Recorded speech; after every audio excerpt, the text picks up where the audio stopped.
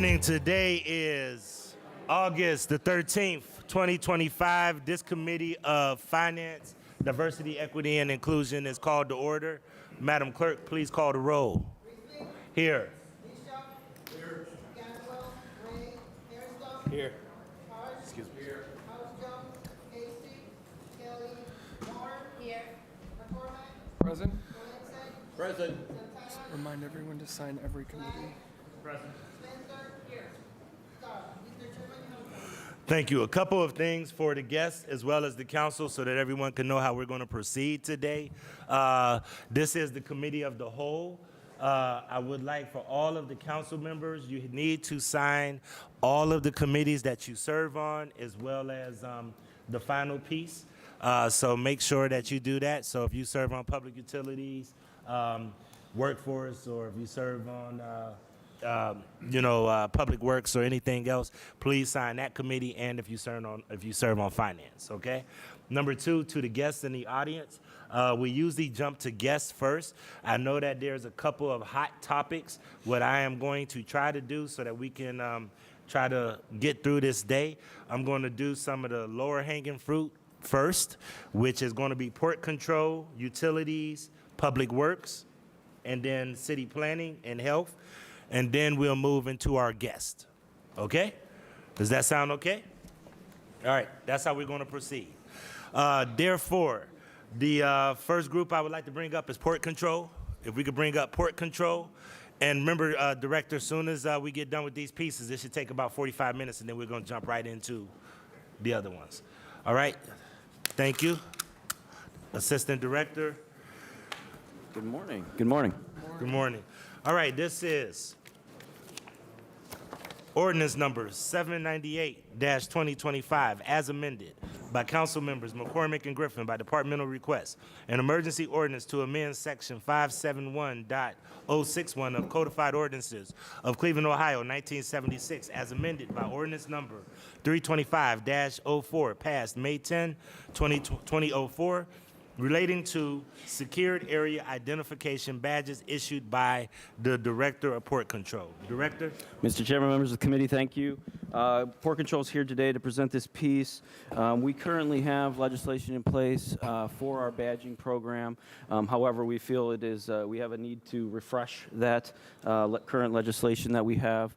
We have a badging program with software and people that administer it, and it is a fairly robust program that we have for all of the identification badges for employees of the airport. We would like to present legislation to make sure this language is modernized, if you will, and we have the flexibility that we need to administer the program in the way to align with our security regulations and programs that are administered through TSA. Thank you. Very quick, to the policy team, have all of the executive summaries been submitted, or most of them?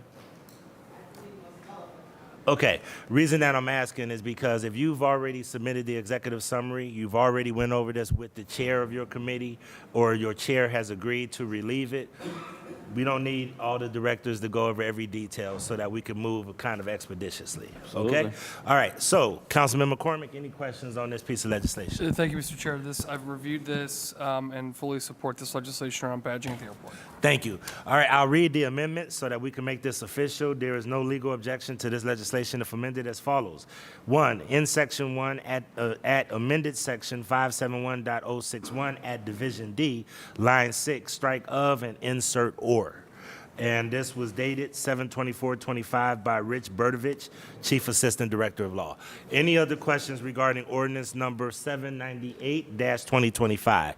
Seeing no other questions, ordinance number 798-2025 as amended stands approved. We'll now move to 802-2025 by council members McCormick and Griffin, an emergency ordinance authorizing the Director of Port Control to enter into an amendment to contract number PS 2024-09 with JD Power to provide additional survey services and extend the contract. Director. Mr. Chairman, members of the committee, real quick, we have an existing contract with JD Power for survey of customer experience. We'd like to expand those services and utilize other services that they offer, and would like to expand the contract we have with them to continue to collect more data and more information. Thank you, Councilman McCormick. Thank you, Mr. Chairman. This is our contract to do those services the director said, allowing for more nimble approaches to collecting feedback with JD Power for the airport. So fully support this. This is an existing contract and program we've had for many years. Thank you so much. Seeing no other questions, ordinance number 802-2025 stands approved. Please sign on. Thank you so much. All right, last ordinance for port control is ordinance number 813-2025 by Council Members McCormick and Griffin by departmental request. An emergency ordinance authorizing the Director of Port Control to amend lease agreement numbers LS 2020-2022-0011 and LS 2024-0006 with Marcan Chemi LLC for the lease of space located at Burke Lakefront Airport for the operation of podcast studios and a software company. Director. Mr. Chairman, members of the committee, this is simply a legal name change. This is an existing lease we have in place at Burke Lakefront Airport. That entity is changing its name, and we want to adjust our legislation and agreements to align with that. Thank you so much. Just out of curiosity, how many spaces do we rent at Burke Lakefront? Total lease spaces, Yeah. I do not have that number off the top of my head. There are a number of flight schools that operate out of there, a helicopter tour operator, lease space for the podcast studio. I don't have a number If you for don't but- have it now, don't worry about it, but it would be good to Sure. know what kind of revenue we're generating at Burke. Sure. So if you could get that to the policy team, we'd love to see what kind of lease space. We'll happily provide. Councilman McCormick, Thank you, Chair. Simple name change. This is a tenant that's been there for quite a while. Yep. thank you. Seeing no other questions, ordinance number 813-2025 stands approved. Thank you. Once again, to all the body and to the listening audience, we are in what I call rapid fire mode, so please don't be alarmed. Just trying to get through the day. All right, public utilities. Director King. See, second up isn't bad, Director. All right. This is ordinance number 497-2025 by Councilmembers Casey and Griffin by departmental request. An emergency ordinance authorizing the purchase by one or more requirement contracts of labor materials necessary to maintain control systems of the SCADA, SCADA, and PCCS systems for the various divisions of the Department of Public Utilities and authorizing the Director of Public Utilities to enter into one or more requirement contracts without competitive bidding with various companies to provide critical proprietary components for the SCADA and PCCS equipment and for the divisions of Water and Cleveland Public Power, Department of Public Utilities, for a period of up to 2 years. Director. Thank you, Chairman, members of the committee. We are seeking authority to enter into direct award requirement contracts with a number of manufacturers, specifically HSQ, Hach, Rexel, and Schneider, for the SCADA and PCCS components of our both the water distribution system and the power distribution system. There are a number of contracts that expire at varying times, and we're seeking authority to continue those relationships. Thank you. Councilman Casey is out, but it's my understanding that Councilman Casey has went over this and reviewed this with you. That is correct, Chairman. All right. Does anybody have any questions regarding ordinance number 497-2025? Seeing no questions, ordinance number 497-2025 stands approved. Thank you, Director. And Director, when we get a chance, let's follow up on that county thing and see where we're at with that. Yes, sir. Thank you. All right, next is ordinance number 811-20. This is actually Public Works. And this is ordinance number 811-2025 by Council Members Bishop and Griffin by departmental request. An emergency ordinance to amend section 1 of ordinance number 718-2024 passed September 9, 2024 relating to the purchase, lease, or lease with option to purchase of various on-road vehicles, apparatus, and off-road equipment, cabs, bodies, and accessories, equipment, and other aftermarket items for the various divisions of city government. Director. Thank you, Chair and Committee. We have just a piece here that every time we add a piece of equipment to this, we have to make an amendment to it. So in this case, we added a piece. I'm going to have Commissioner Brown here to explain that. Thank you. To the chair, what we did is we added a SUV for TB20, and then we reallocated some funds under the CPP line for a stake body truck. Okay, thank you. Councilman Bishop? Oh, he stepped out? Okay, is Councilman Bishop aware of this? Have you talked with Councilman Bishop, the chair for this committee? No, we did not talk with them about this specifically. Okay, so all you're doing is adding on one lease purchase vehicle for Channel 20. Yes. All right. Any reason that this didn't go through committee or that you didn't get a chance to talk to the councilman? There's no reason why we didn't go through it. So, I'm okay with just simply adding this, but traditionally you need to have talked with the chairman. But I think he's okay with relieving this. He did sit in the meeting with me, but usually should always talk with the chairman whenever these issues come up. understood. Councilman Bishop, just to give you a heads up, this is one of the pieces that you relieved in our legislative meeting. This is 811-2025 to add a SUV to Channel 20. I've just made sure that the director as well as the assistant director and commissioner know that they should always talk through those kind of issues with you. Okay? All right, thank you. All right, seeing no other questions, ordinance number 811-2025 stands approved. Please sign on. Thank you so much. Thank you. And Director, thank you for all your assistance with all your help last week. Absolutely. Appreciate it. All right.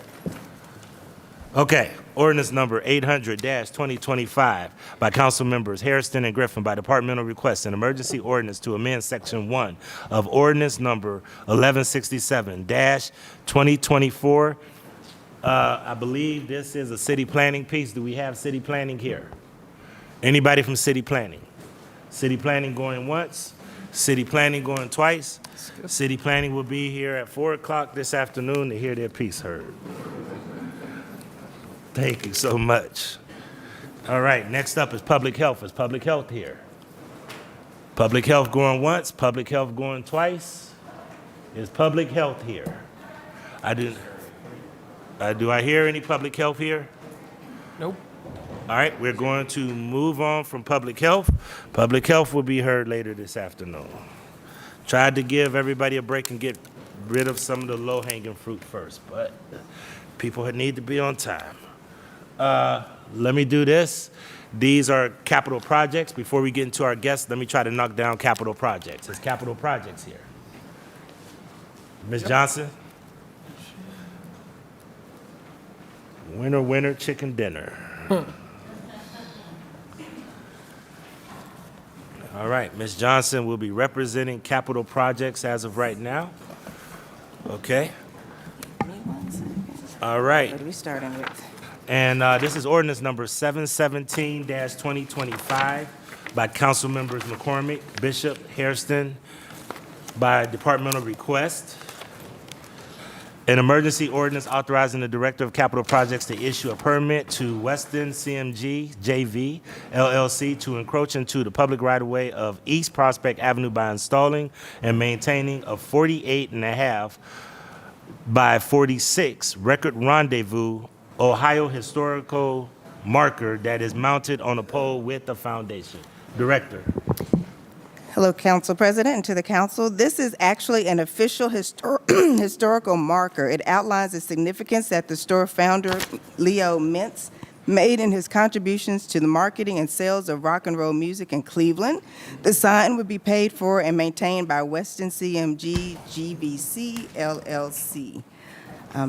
And this is getting this recognition because this record store was the first place where you could look through records instead of having to go ask for the specific record that you wanted to purchase. Outstanding. One of my favorite places back in the day. All right, Councilman Bishop. Yes, Mr. President. We fully support this piece for passage. Councilman Hairston. Fully support. Thank you. This is in Councilman McCormick's area. Full support, Chair. All right, thank you. This is only to be signed by Municipal Services and Development, Planning and Sustainability. Please sign on. Ordinance number 717. Next one is ordinance number 723-2025, as amended by Council Members Bishop and Griffin by departmental request, an emergency ordinance determining the method of making the public improvement of designing, installing, and constructing various energy conservation measures at the city's Division of Police district facilities, authorizing the Director of Capital Projects. Is this the Lepardo piece? Yes, we have guests for this one. so we Okay, wanna- let's hear this pass. one last. Okay. Out of Capital Projects, and then that'll take us into our guest, okay? Okay. All right, thank you, because I know there's a lot of questions on that. All right, thank you. All right, the next one is ordinance number 809-2025 by Council Members Griffin, Bishop, and Hairston by departmental request. An emergency ordinance authorizing the Director of Capital Projects to issue a permit to the Cleveland Clinic Foundation to encroach into, over, and under the public right-of-way of East 96th Street by installing, using, and maintaining canopy, footers, and columns. Director, Assistant Director. President to the Council, this encroachment request is being made to create a safer and more equitable environment at the main entrance of the hospital building by providing shelter from the elements for patrons, visitors, and caregivers. The physical encroachments are proposed onto and over sidewalks and not to impact pedestrian or vehicular access or mobility. Thank you. Councilman Bishop, Yes, Mr. President, we fully support this. Councilman Hairston. And this is in Ward 6, and I am in full support of this. Thank you so much. Thank you. All right, next one is ordinance number 810-2025 by Councilmember Starr, Bishop, and Hairston by departmental request, an emergency ordinance authorizing the Director of Capital Projects to issue one or more permits to Greater Cleveland Regional Transit Authority to encroach into the public right-of-way of East 79th Street. Director and Commissioner. Yes, again, President to the Council, the GCRTA is constructing renovations of the East 79th Street Green and Blue Line Station with pedestrian barriers, bollards, and overhead canopy and utility trenches to connect existing stormwater and electric. So this right-of-way will allow them to proceed with that work. Thank you. Councilman Bishop. Yes, Mr. President, we fully support this piece. Thank for you. passage. Councilman Hairston. All right, thank you. Seeing no other questions, ordinance number 810-2025 stands approved. Please sign on. Next one is ordinance number 814-2025 by Councilmembers McCormick, Bishop, and Hairston by departmental request, an emergency ordinance giving consent of the City of Cleveland to Director of Transportation of the State of Ohio to replace the Lorraine Avenue Bridge over Columbus Road and authorizing agreements. Director. Yes, to the President of the Council, ODOT will coordinate the development of construction plans and specifications covering engineering reports, managing the project sale, awarding the contract to the lowest responsible bidder, and overseeing construction supervision and administrative services for this improvement. This improvement includes replacing the Lorraine Avenue Bridge over Columbus Road. The city will maintain the bridge once the project is completed, and this is a federal project. Thank you so much. Councilman Bishop. Yes, Mr. Chairman, we fully support this piece for passage. Thank you. Councilman Hairston.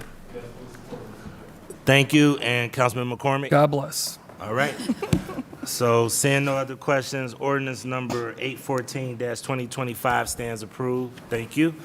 Ordinance number 844-2025 by Council Members McCormick, Bishop, Hairston, and Griffin by departmental request. An emergency ordinance to vacate a portion of Hancock Avenue. Director.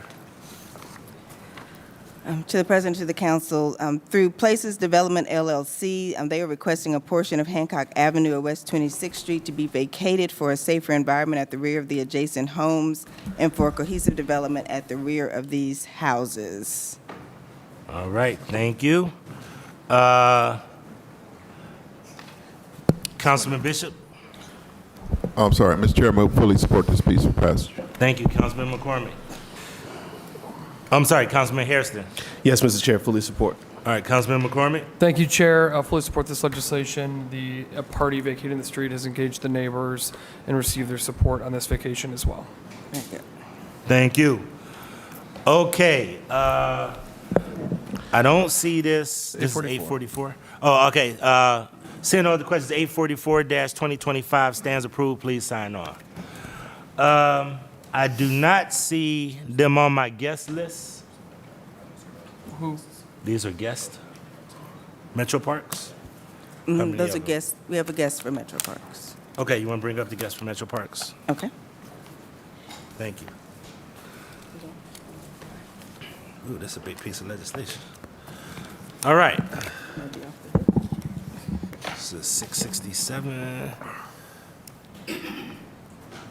All right, this is ordinance number 667-2025 by council members Bishop and Hairston by departmental request, an emergency ordinance authorizing the Director of Parks and Recreation, Public Works, Community Development, and Public Safety to execute various deeds of easement and various temporary deeds of easement granting to the Northeast Ohio Regional Sewer District certain easement rights in property located within various city-owned properties and declaring the easement rights not needed for the city's public use. Director. Okay, through the president to the council, Commissioner DeGennaro has joined us at the table to give additional information about this legislation. Thank you. Thank you. Good morning, Mr. Chairman Good morning. and members of the committee. I have with me Doug Lapata from the Regional Sewer District, who is the project manager for the Kingsbury Run Consolidation Sewer Project. This project is part of the Sewer District's Project Clean Lake program to reduce combined sewer overflows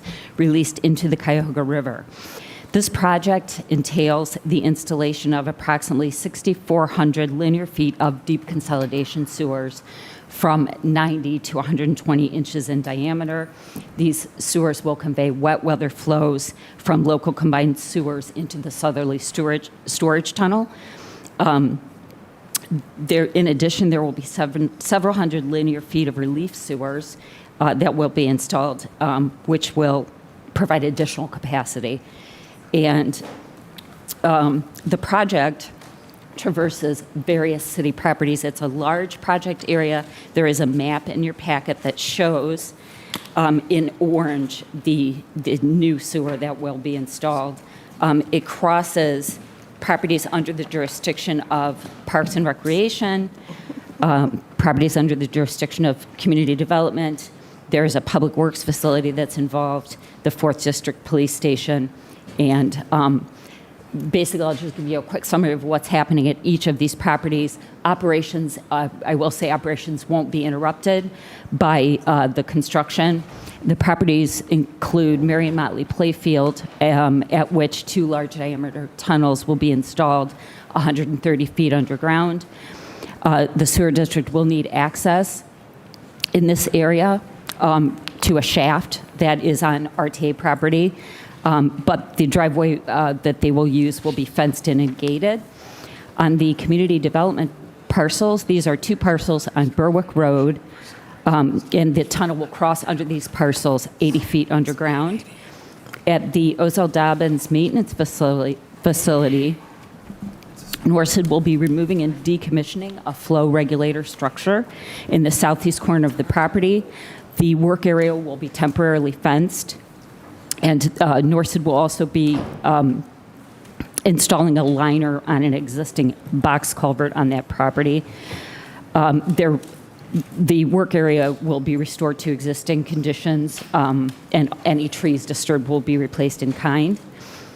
At the 4th District Police Station, the sewer district will be installing a flow regulator structure, actually 2 flow regulator structures in the western parking lot adjacent to Kinsman Road. The sewer district will provide a temporary parking lot to accommodate parking. It will be fenced in, temporary lighting will be installed, and there will be safe access to the police station. Will be provided via a temporary walkway. Once construction is complete, the temporary parking lot will be removed and all areas will be restored to pre-existing conditions. And then at Luke Easter Park, a flow regulator structure will be installed within an existing box culvert adjacent to Kinsman Road. The sewer district will construct an access drive to this regulator site. And again, other than the parking lot interruptions, the operations will not be interfered with at this location. So Norsid needs easements from the city in order to facilitate the construction. They are seeking 5 permanent surface easements, 6 permanent subterranean easements, and 8 temporary easements. The appraised value of the easements is $99,350, and that will be allocated amongst the four departments involved. Okay. All right. Thank you.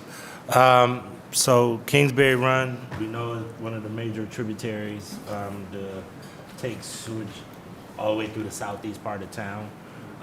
So I just want to make sure that after Bishop and Harrison, if there's any comments by my colleague Councilwoman Deborah Gray or any other southeast council person. Mr. Bishop? Chairman, Mr. Chairman, I vetted this with the director, and we fully support this for passage. Thank you. Councilman Hairston. Yes, Mr. Chair, I had the opportunity to have discussion around this piece. As Mr. Chairman Bishop said, I fully support. Thank you. Thank you. Councilwoman Gray, I know that we share a lot of Kingsbury Run. Did you have any comments to make on this? No, I don't. I fully Okay. support this operation. All right, thank you so much. Please make sure, and I know you said that's in the legislation, but everybody has a map. It'll be good for us to show it to our residents because sometimes they'll see activity and want to know what's going on. All right, seeing no other questions, ordinance number 667-2025 stands approved. We have another street vacation, which is ordinance number 980-2025 by council members McCormick, Bishop, Hairston, by departmental request and emergency ordinance to vacate all of Joy Court and Day Alley. This is for intro and considered for passage tonight by the entire council. Does anybody from Capital Projects want to comment on this before I turn it over to the council people? No comments. All right, Councilman Bishop and Hairston, are you aware of this? Mr. Chairman, what's the name? What was that number, please? This is 980-2025. Let me do this. Councilman McCormick, can you get some background on it if you could? Yeah, my apologies, Chair. For some reason, this rang through on finance. I don't know why. Director Barrett, I don't know if he's here as well. This came through under your shop, not quite sure why. This is the Joy Court Alley that we've been working on for like a year. So I just don't know why this came under finance and not MOCAP, but Chairman, we've been working with MOCAP diligently on this, fully supported it. It's around a residential development in Ward 3. So I know your team has been working really hard on this. I don't know why it came under finance, so. Okay. So any concerns, Councilman Bishop or Hairston? This is basically a street vacation to support a development, housing development in that area, in Councilman McCormick's area. Yes, Mr. President. Yeah, I didn't have this one on my list. It didn't come through me because it came through finance. So, but I fully support this piece for passage. Thank you for supporting your colleague. Councilman Hairston. Same, Mr. Chair. This is the first for me, but fully support. Thank you.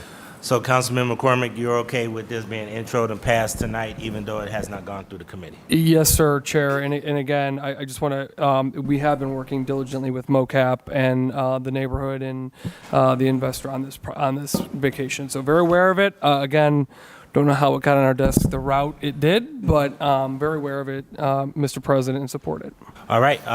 Due to the councilman's confidence in this and due to the fact that it's pretty routine street vacation supporting a larger housing development, we'll move this forward for consideration for passage by the full council tonight. Thanks, everyone. And I'll put those pieces right here so we know where they're at. Let me do this. Let me come back to capital projects in a minute for Leopardo because I want to knock down these couple of guests and then I'll bring capital back up. Okay, because we also But- have Metro Parks joining us. Okay, It's Metro Parks is and where? Leopardo. Metro Parks is the Which number is that? Euclid Beach? Which 986? And then, 99. okay, so you got 986, 993, yes, and then 723, right? Leopardo. Yes, 723. All right, let me do this. Let me knock down these couple of guests, Okay. and then I'll bring you guys right back up if I could, okay? All right, thank you so much. Trying to manage a pretty lengthy agenda today. Appreciate it. This is a smart approach. All right. First one is Parks and Recreation, and we have guests with us, and this is ordinance number 816-2025 by Council Members Bishop and Griffin by departmental request, an emergency ordinance authorizing the Director of Parks and Recreation and Finance to enter into one or more contracts with the Cleveland Metropolitan School District to conduct recreational, cultural, and extracurricular programs for the benefit of school children during the 2024-25 school year. And I believe we have Director Nichols and my good friend, Ms. Desiree Powell. All right, Director. Good morning, Council President. Thank you for having us here. Today, we will have CMSD Representative, Athletic Director Desiree Powell, discuss the use of funding from the city for out-of-school time programming. Thank you.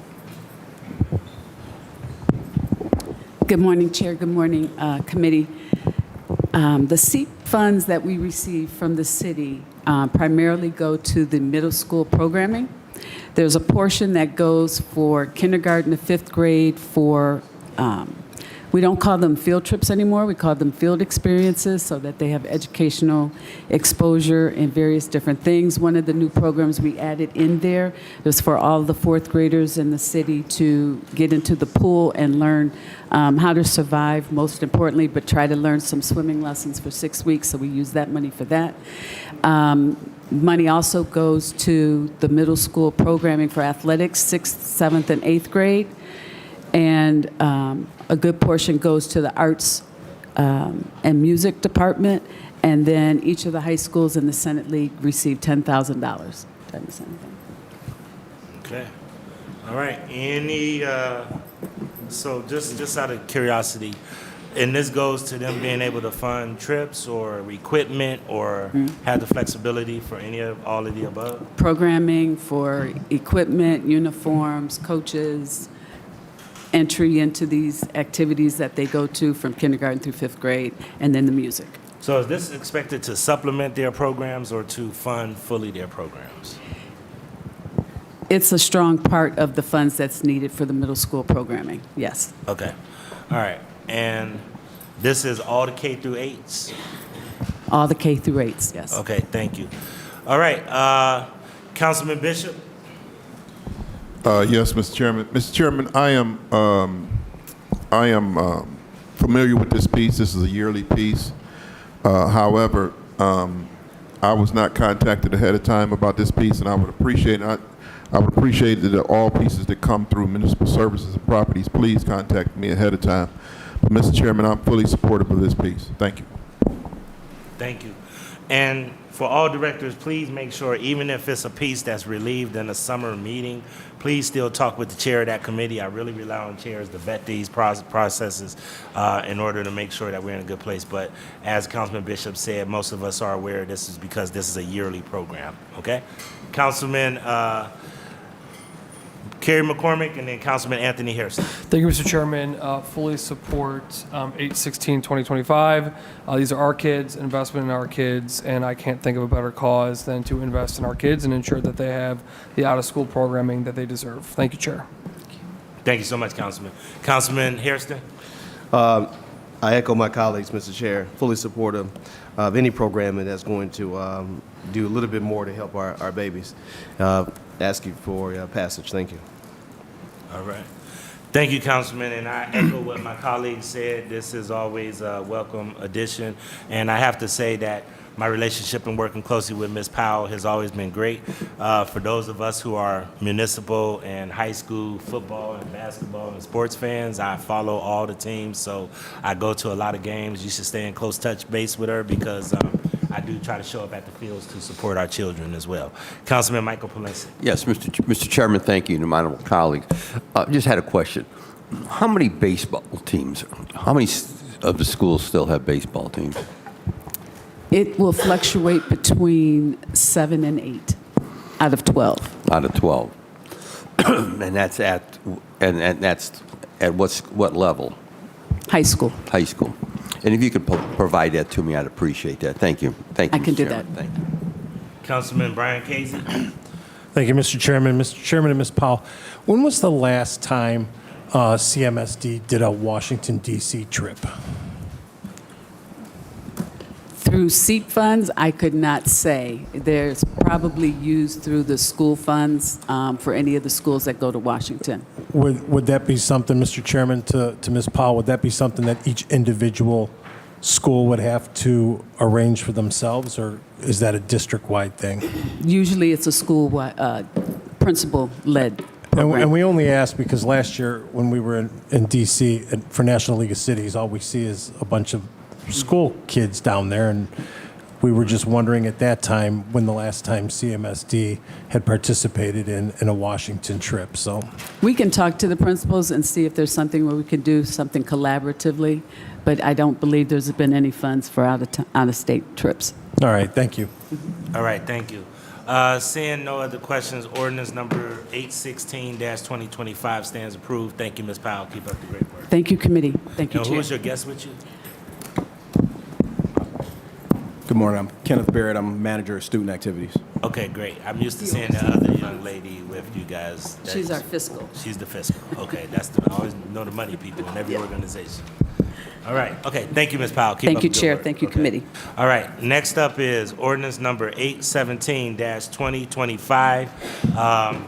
This is by council members Bishop and Griffin by departmental request and emergency ordinance authorizing the director of Parks and Recreation to enter into an agreement with the Neighborhood Leadership Institute to implement educational, recreational, and cultural programs in various school buildings and other facilities during evening hours, provide leadership training, and supervise the summer tennis program. I thought we had Mr. Harp here. Yes, that's what I was looking for. He was here. I don't know if he went to the restroom or. Okay, we'll get started. I know that he was here, but we'll get started and then we'll bring him back, okay? All right, please proceed. Thank you, Council President. To discuss this item with the Committee of a Whole today, we have Commissioner Sam Gisson-Tanner of Recreation, and we will have Director Travell Harp of the Neighborhood Leadership Institute. I will turn this over to Commissioner Gisson-Tanner for a brief summary, and I'm going to go see if I can locate the Director of NLI. Good morning, Chairman, Committee. The Division of Recreation, Parks and Recreation have been supporting this program for over 15 years. This is a vital program for schools as neighborhood resources, our tennis program, and also Youth Leadership Cleveland. As you know, recreation centers are not in every community, so it's a vital part to have schools as neighborhood resources to provide programming in those areas where we do not. The increase in the price this year is because of the school cost to use the schools, and also the cost to use the Cleveland State for Youth Leadership Cleveland. At this time, I'll answer any questions you may have. So just out of curiosity, does this reflect the increase that we put into the budget to support NLI for this upcoming year? No, this was a last-minute increase. The original amount was $289,000. We increased to $453,000 as a result of the cost for CSU and the cost of schools and neighborhood resources. So we increased it by approximately $150,000, right? That is correct.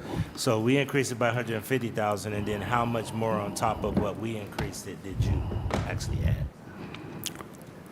We already had the 289, Chairman. Okay. So we're looking for an additional 153,000.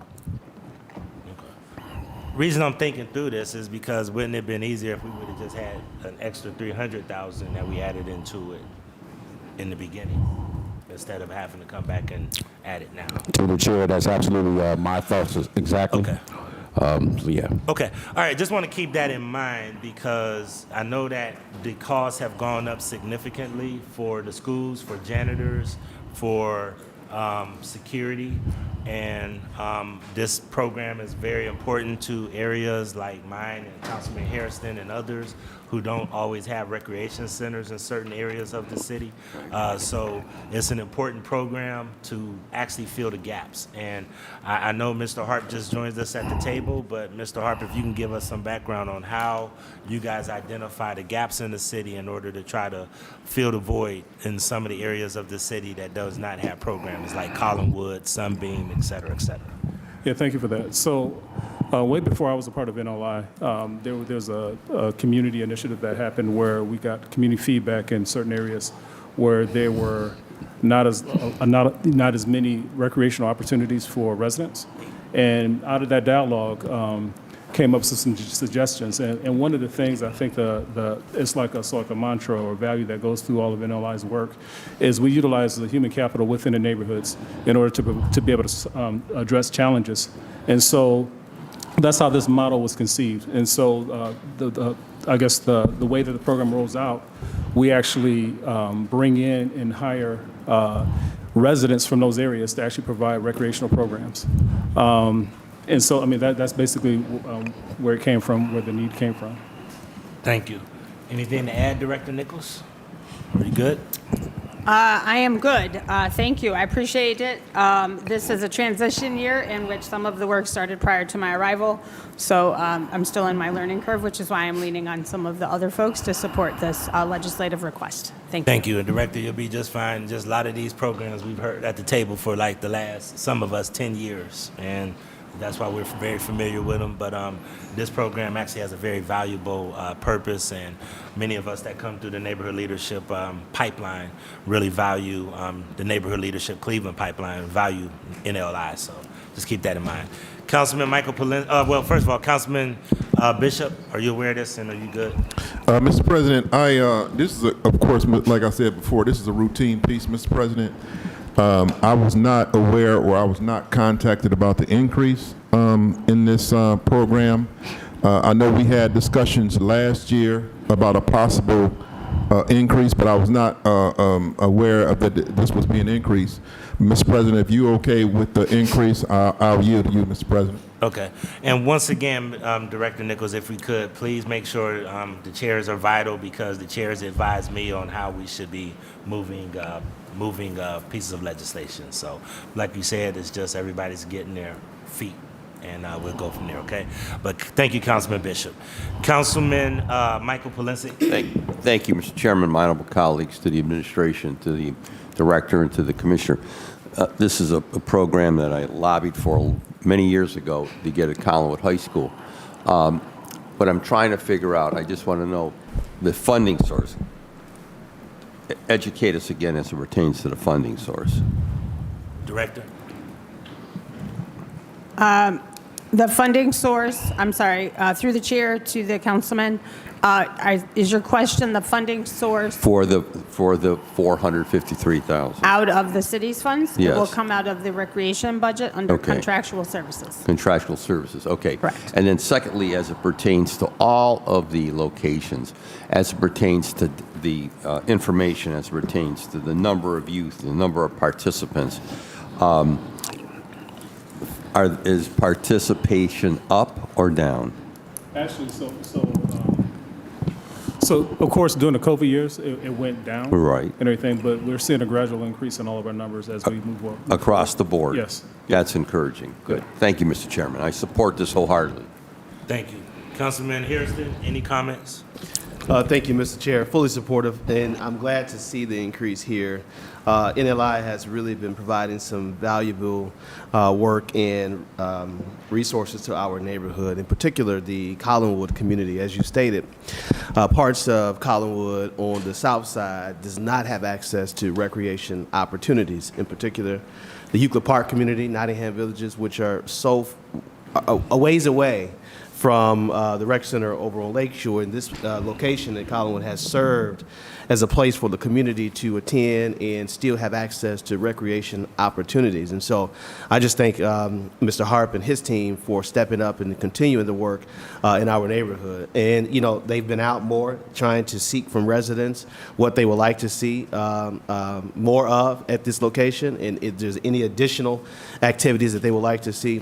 I know former Councilman Roosevelt Coates from Ward 10 served there for many decades, and was also someone who lobbied and wanted to make sure that the constituents at that time that he represented had access. And we actually, at church yesterday, that we supported with a landmark designation, church at 150th and Aspinwall, was also part of this initiative that provided some limited recreation opportunities there.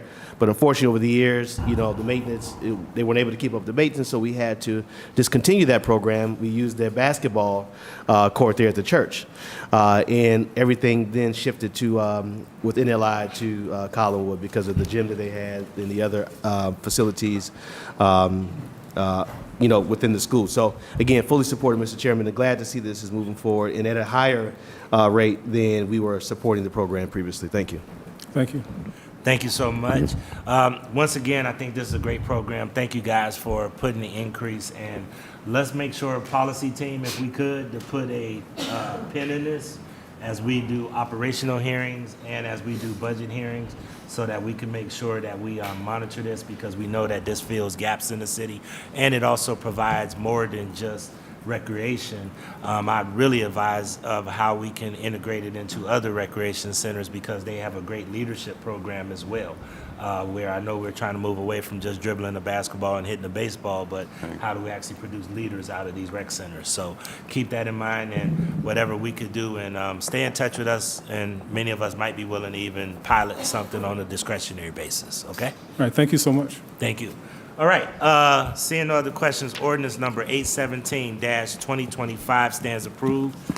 Thank you so much, Director. Thank you. And Commissioner and Mr. Hart. Thank you all. Thank you. Okay. And Director, don't be alarmed. Mike Polensek will haze you in due enough time. Right now, you're still just getting broke in, okay? So take your time. You're doing a good job, okay? Thank you, I appreciate All right, that. thank you.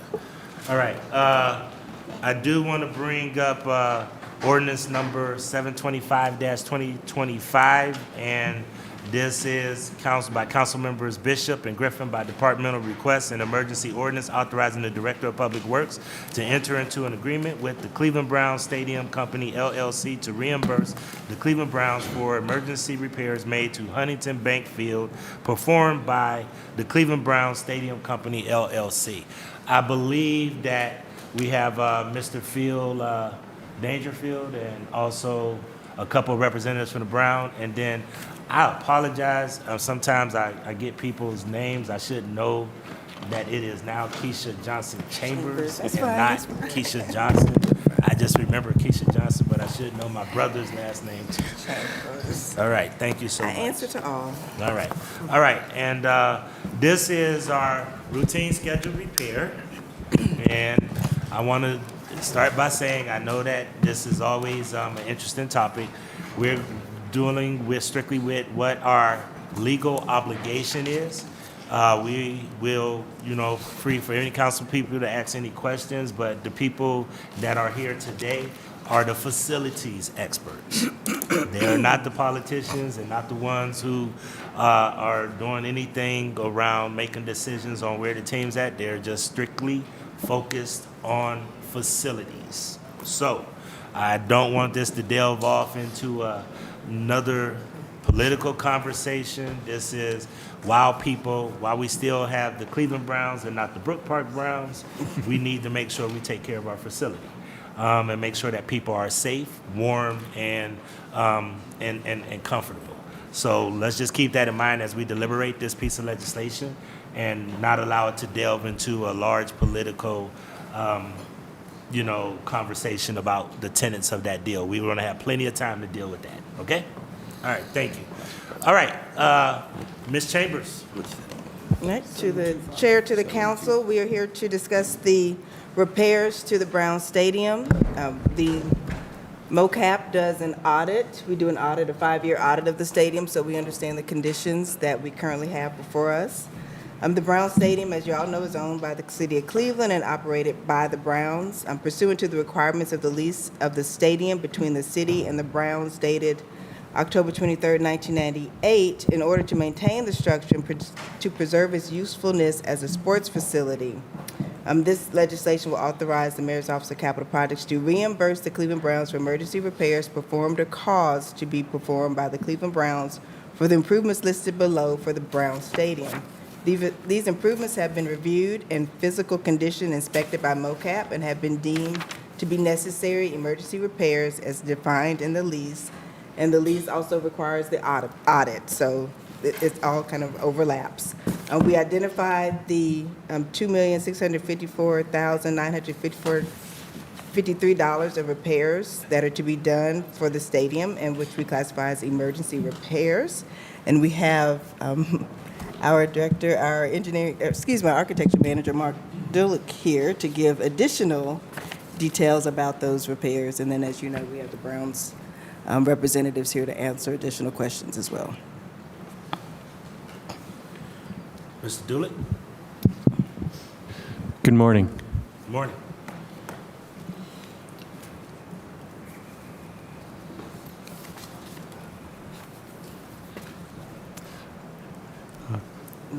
The repairs that are being performed this year, for which we're asking financing, would you care for me to go through those repairs? Yes. I will do so. They are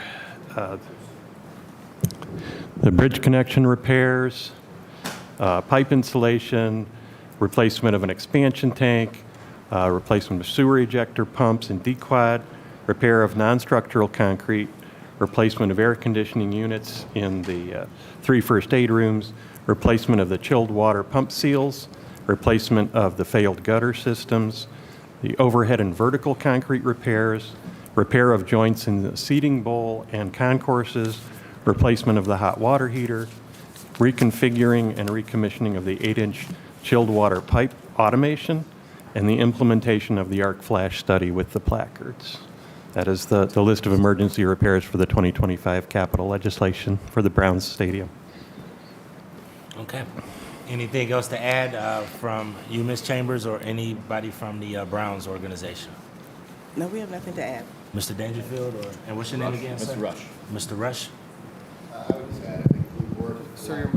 Yeah, just press the green. There you go. Sorry about that. I would just add, we've worked collaboratively with the city to ensure that the repairs that are being completed are emergency repairs and are needed and are deferring as much work as possible. So, I think this amount, $2.654 million, reflects, the work that absolutely was necessary to be done to maintain safe operations of the building. All right, so just a couple of questions before I go to my the members of the body. So the audit is done and performed by somebody who the city chooses or who the team chooses? Who's the third-party person that we choose? I can answer that. Sure. So the city is the one that that hires the auditor. So In this the case, city hires the auditor comes and said, this is a third-party auditor. So nobody influences the auditor's opinions, the city nor the Browns. The city auditor that we hire as the third-party auditor says, these are the repairs that are needed for emergency for the stadium, and then present them to the Browns. Couple of questions that I have about process. What if the Browns dispute those and don't want to pay those? Or what if the city disputes those and don't want to pay those? How does that operate? And then number two, how and what determines an emergency?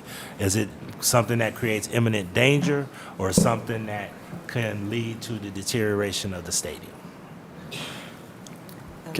I'll answer that question, Council President. Yes, the annual, it's a 5-year annual capital audit that the city goes out to RFP process on, so it's an independent. There were multiple people that bid on that a couple years ago when that went out. We actually also do an annual one through Osborne Engineering that the Browns pay for in an annual year. That's what we get together using the 5-year capital repair audit and then the annual one to see what we believe collectively can be deemed an emergency capital repair at that point in time. As Mr. Dangerfield mentioned before, I've been very diligent the last couple of years to make sure that we're not doing anything that we don't need to do. And to your point before, they're usually all those things are life safety or things that could put our fans or anybody at the stadium in imminent danger if something were to fail at that point in time. So it's mostly mechanical, utility, infrastructure, decks. Those are the kind of things that most of this covers. Absolutely. So it's not we are paying for a new luxurious scoreboard Nope. in a stadium that might be obsolete in 2 years. This is basically what's needed for the health, wellness, and safety of the visitors of the stadium. Yeah, you will see very similar items. The most material items every year being concrete and joint repairs will be the most material you'll see per year. I might ask this may be asked the wrong way, but bear with me because I think you'll understand where I'm going.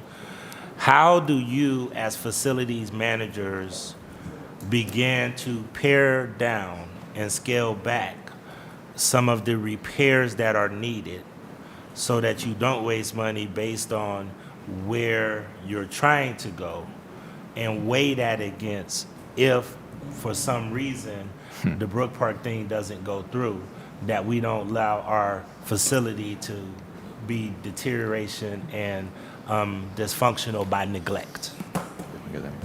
I would answer that saying, even if we were staying in the building long-term, that we, at this point in time, we would be performing these emergency repairs, and then any deferred maintenance would be captured as part of a renovation to the building. Okay. Just hear me clear when I say this, because I'm one of the few people that, in this city that believe that the Brook Park deal is not done. And if that means that we have to extend the life on this stadium, then we want to make sure that that same health and wellness is in place for the visitors. Or if we determine that we want to do something with the present stadium, we should not allow it to deteriorate to where it is to the point of saying, see, we can't do anything with it now because we have not made it viable. So this is a very sensitive conversation and topic to me, because I want to make sure that we stabilize this asset enough that we can still have it as a bargaining conversation and welcome anybody back if somehow we find undisclosed issues with Brook Park. I just don't want us to allow the stadium to be in disrepair and have deterioration by neglect. Okay? So just keep that in mind, and that's something we'll be watching very close over the next few years. And please, as the capital projects team, keep us abreast, because we want to make sure that we're very strategic in the investments that we make to this asset. Okay? I have a couple of members, but before I go to them, Councilman Bishop, are you aware of this? Yes, Mr. Chairman, we fully vetted this with the director and recommended for passage. Thank you. Thank you. All right, I have Councilman Casey and Councilman Michael Palencia. Thank you, Mr. Chairman. Mr. Chairman, to our presenters, can you give us an example of what non-structural concrete is? Just it's like crack sealing or something? So it could be deterioration of concrete that is, in a concourse area or bowl aisle, things like that. And then, can you give us an example, Mr. Chairman, to our presenters?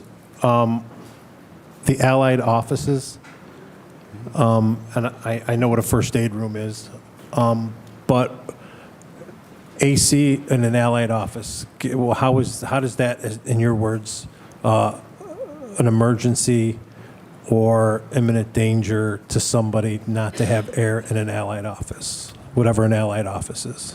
So the Allied office specified is a contractor that works within the stadium to perform security and on event days.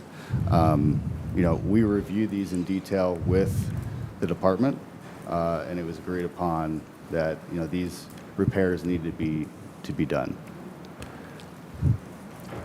And then, can you tell us what the implementation of arc flash study with placards is? I'm not an engineer, but I believe it has to do with our electrical system. Mark, can you speak to that? Certainly, thank you. Through the chair to the councilman. Yeah, it has to do with, if anybody's familiar with how electrical systems work, the safety issue is that there can actually be arcing among different pieces or components of the full building electrical system, and what this, especially while they're being repaired. So the arc flash study determined where we needed to place these placards, as well as where we needed to make improvements to ensure that arc flash doesn't happen. Again, can you tell us what arc flash is, though, Mr. Chairman? Through the chair to the councilman. Yes, gladly. Equipment with electricity, basically, the electricity is typically conducted through conductors, through wires between different pieces of equipment. Sometimes based on the charge of that equipment, especially the equipment where the electricity will change its path, there can actually be an arc of electricity that goes from one component of the electrical system to another. And we need to put placards, Mr. Chairman, we need to put placards. Yes. Okay. And then, Mr. Chairman, again, could we reiterate what happens if we don't pass this? What's the legal obligation if we just say no?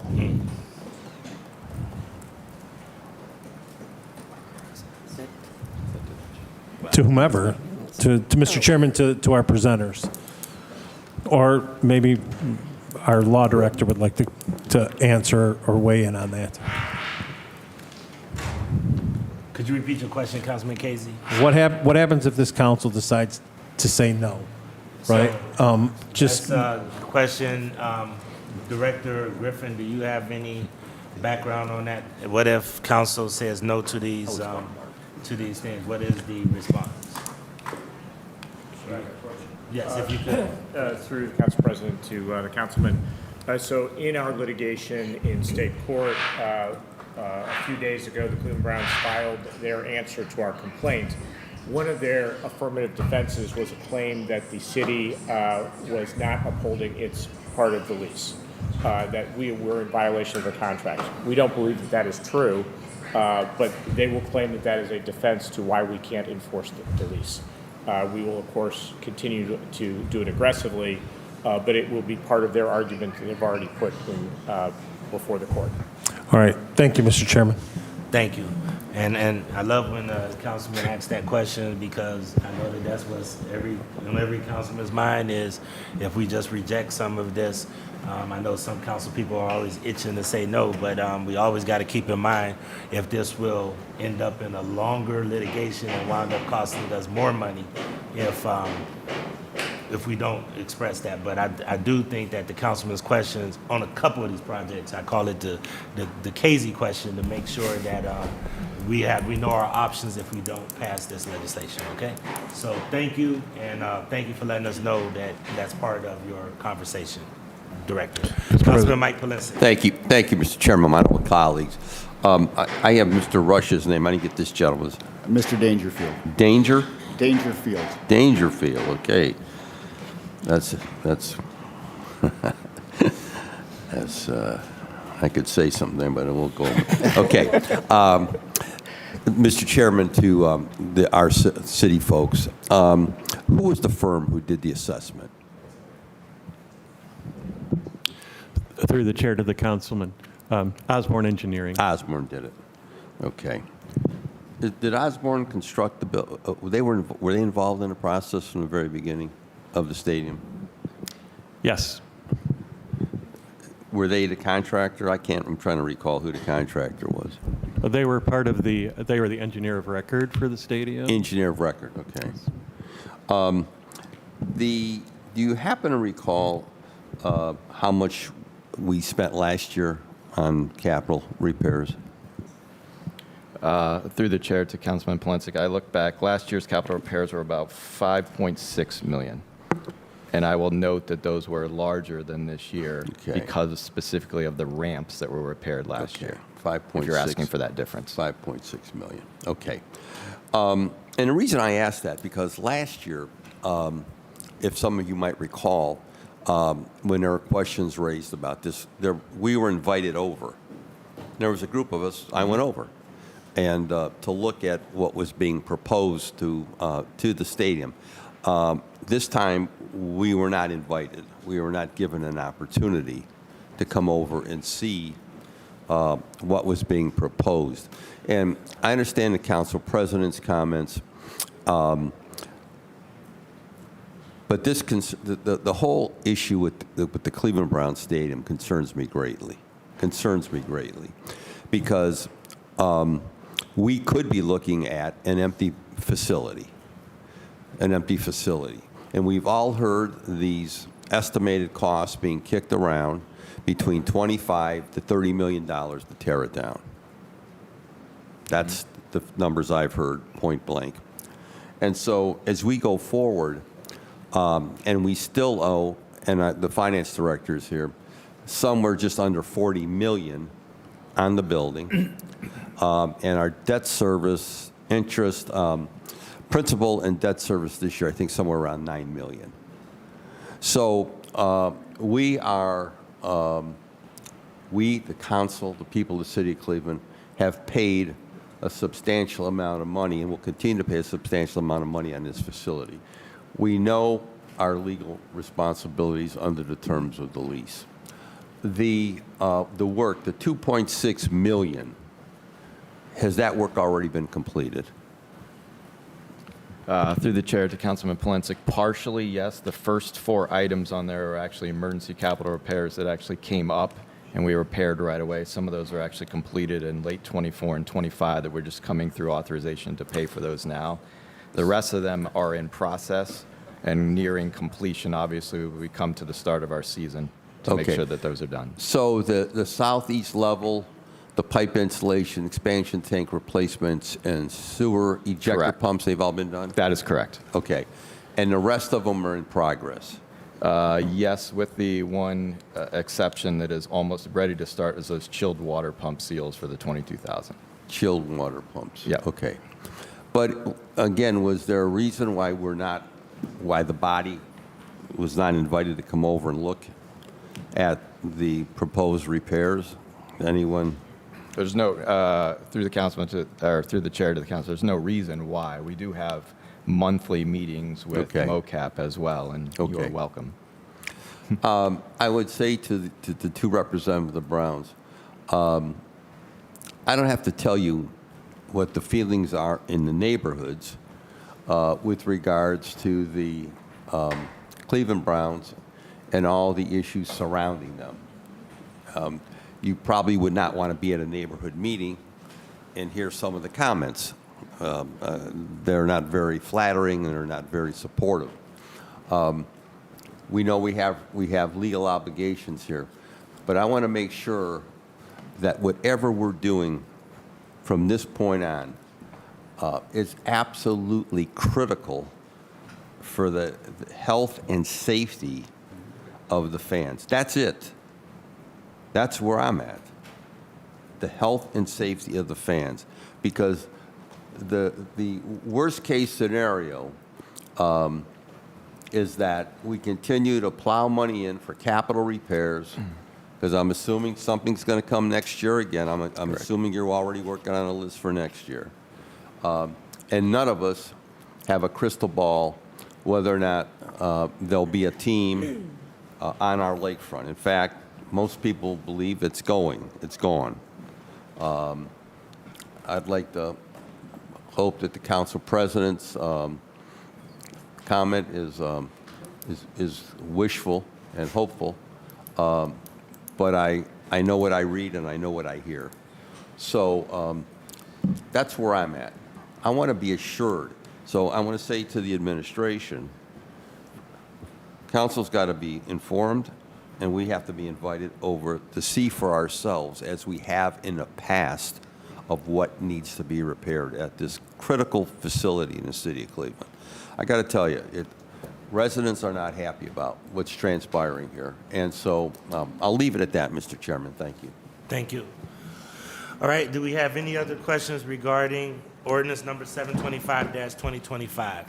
Seeing no other questions, ordinance number 725-2025 will be presented to the full council tonight. Thank you so much to the representatives of the Browns as well as the city of Cleveland.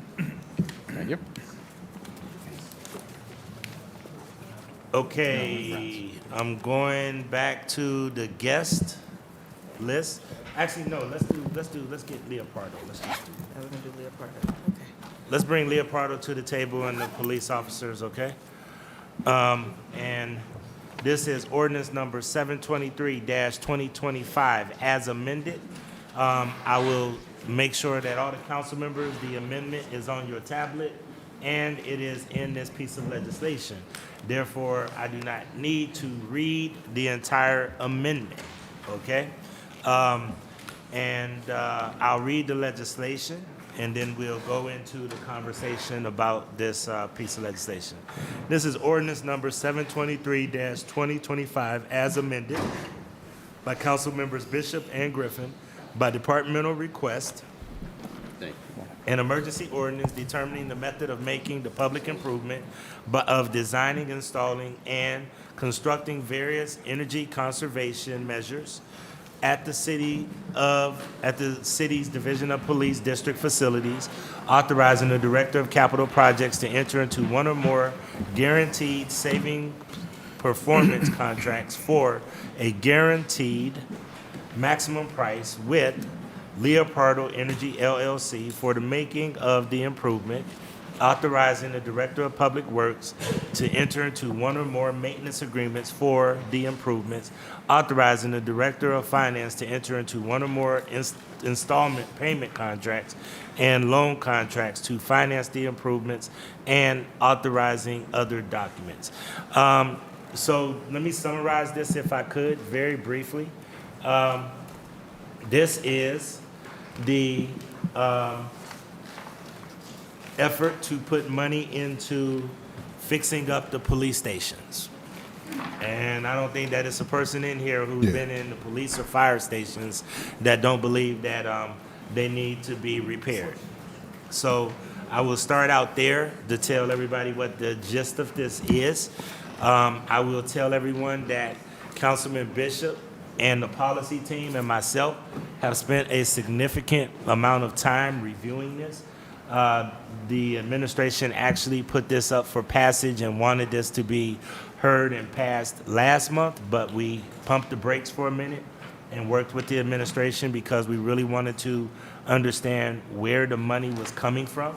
The director, upon releasing RFPs, and I'll let him get into his methodology, did determine that the method of funding these facility improvements would and should come from a lease process. There were three options, which was either using available cash on hand, lease, or actually using bond tools, or a combination of both. And it looks like, and the director can explain how this is going to be financed, but this was one of the major sticking points that we needed to know. This is a complicated funding and repair job, and I know that a lot of you have spent significant time asking questions.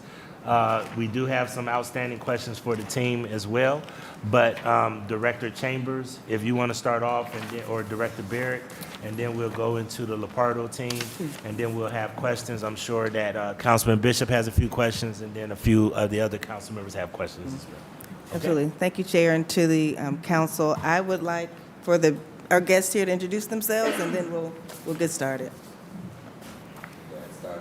Mike Bowen, Government Relations Counsel for Leopardo Energy. Hi, I'm Drake Waller, Senior Vice President of Engineering for Leopardo Energy. Rob Bolrath, President of Leopardo Energy. Okay. Thank you very much, guys. Heather Gray, Partnership Executive for Leopardo Energy.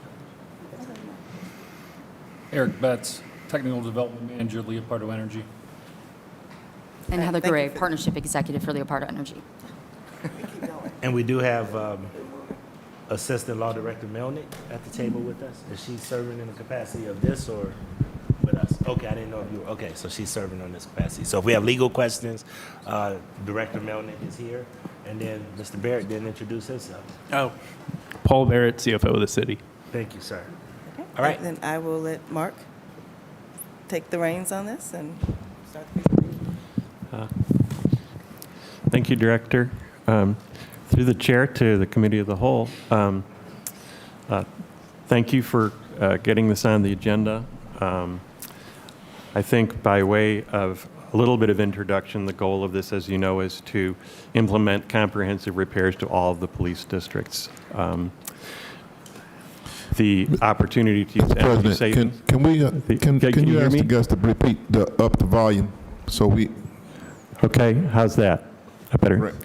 Thank you very much. This is an opportunity to break the cycle of deferred maintenance. by addressing the necessary repairs at all of the police districts comprehensively, using a finance method that takes advantage of the state legislation that lets us use savings to finance those improvements. I think I could turn it over, unless there are specific questions about the technical content of this, I would turn it over to Director Barrett to discuss the financing component of that. I will say that this is a design-build project. So the difference between this and the design-build projects we usually do, as authorized by our construction reform legislation, is the source of the funding to perform these repairs. Thank you. So through the chair to the committee, the point was made, we did look at various amounts of tools, vehicles that we could use to finance this. There's a lot of needs around the city. We have a high CIP this year than normal. So we wanted to make sure that we were being efficient with our borrowing, that we were getting the best rate for the city. So we looked at doing GO bonds.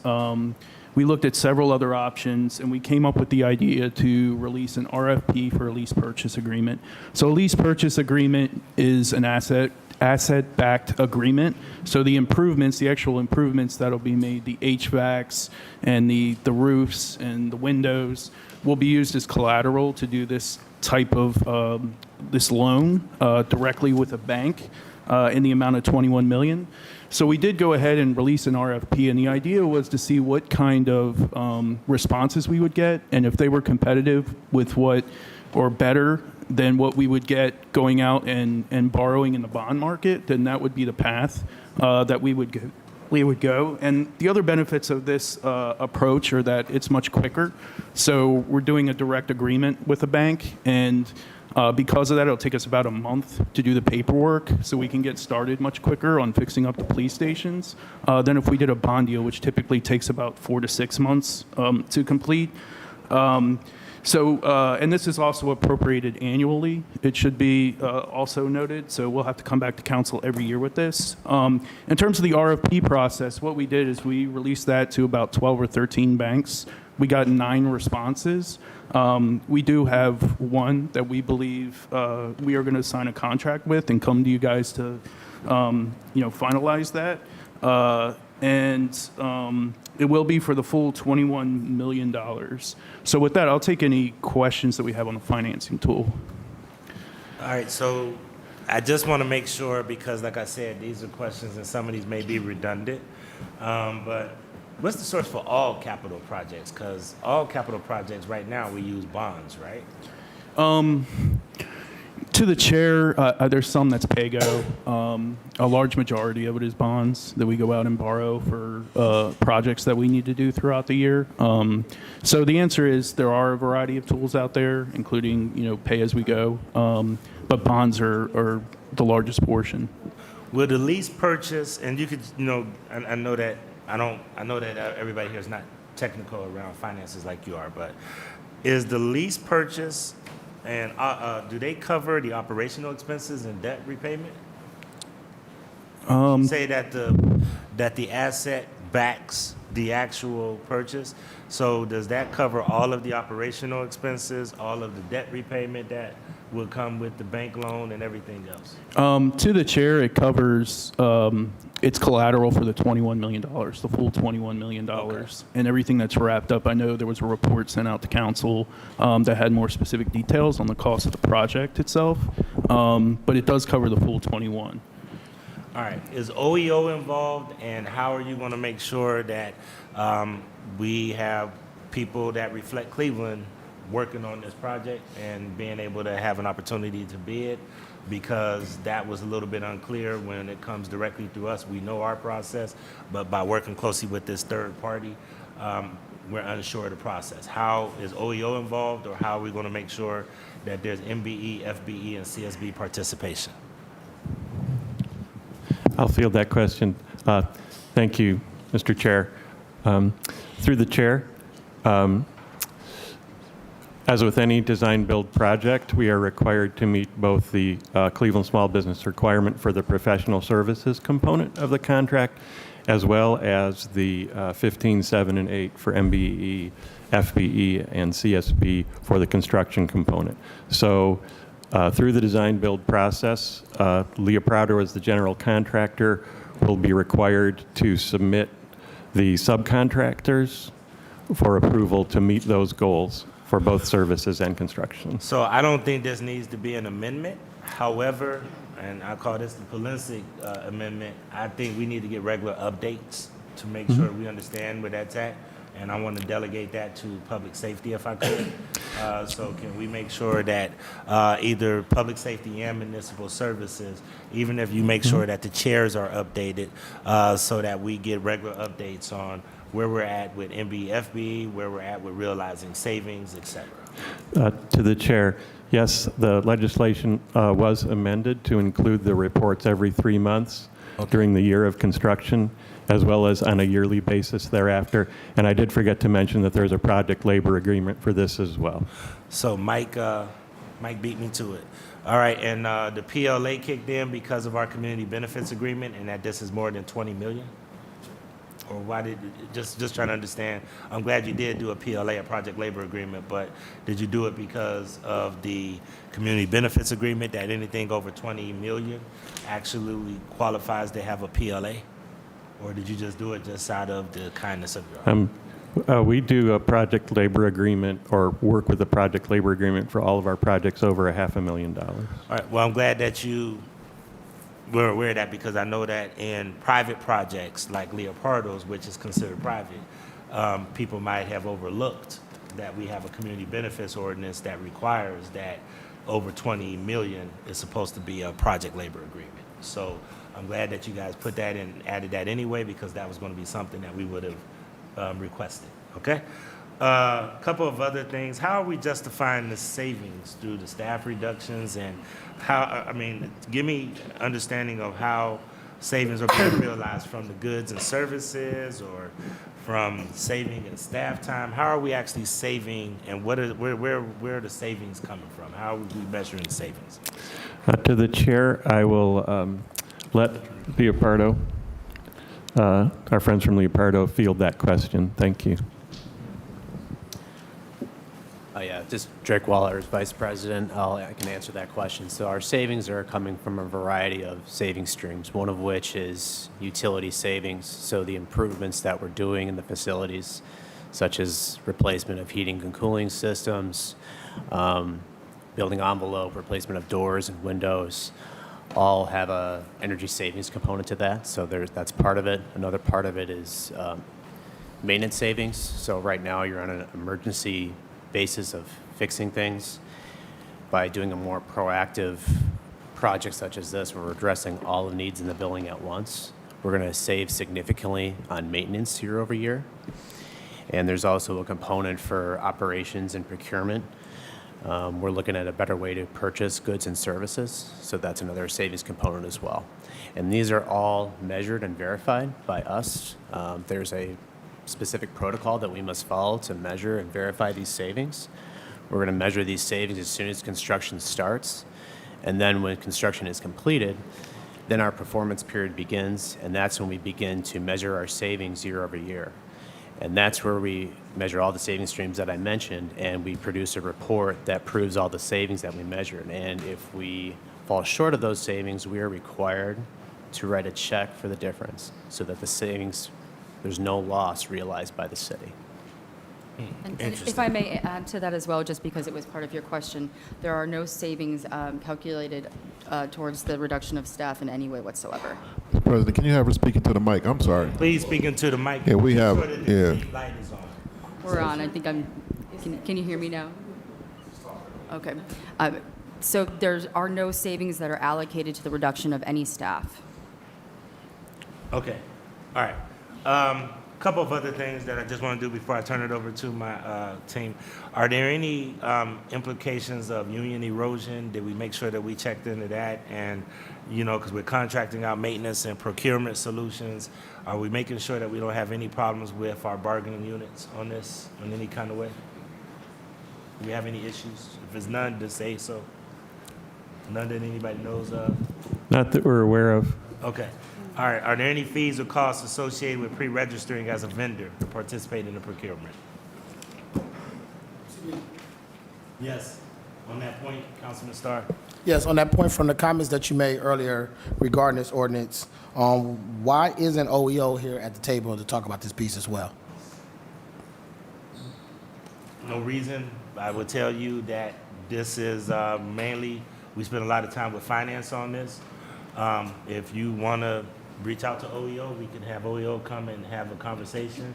But as you see, we got about 10 people here that's been really rolling back, and we spent about the last month trying to peel through this. And OEO has given their opinion on this because we did reach out to them to ask about, you know, their involvement in this. So they did reach out to us on this. Thank you. I just wanted to make sure that was a point of questioning that you mentioned earlier, that it is important that OEO goes, as well as for this project as it relates to our police stations, we have the right participation on these projects. That's it.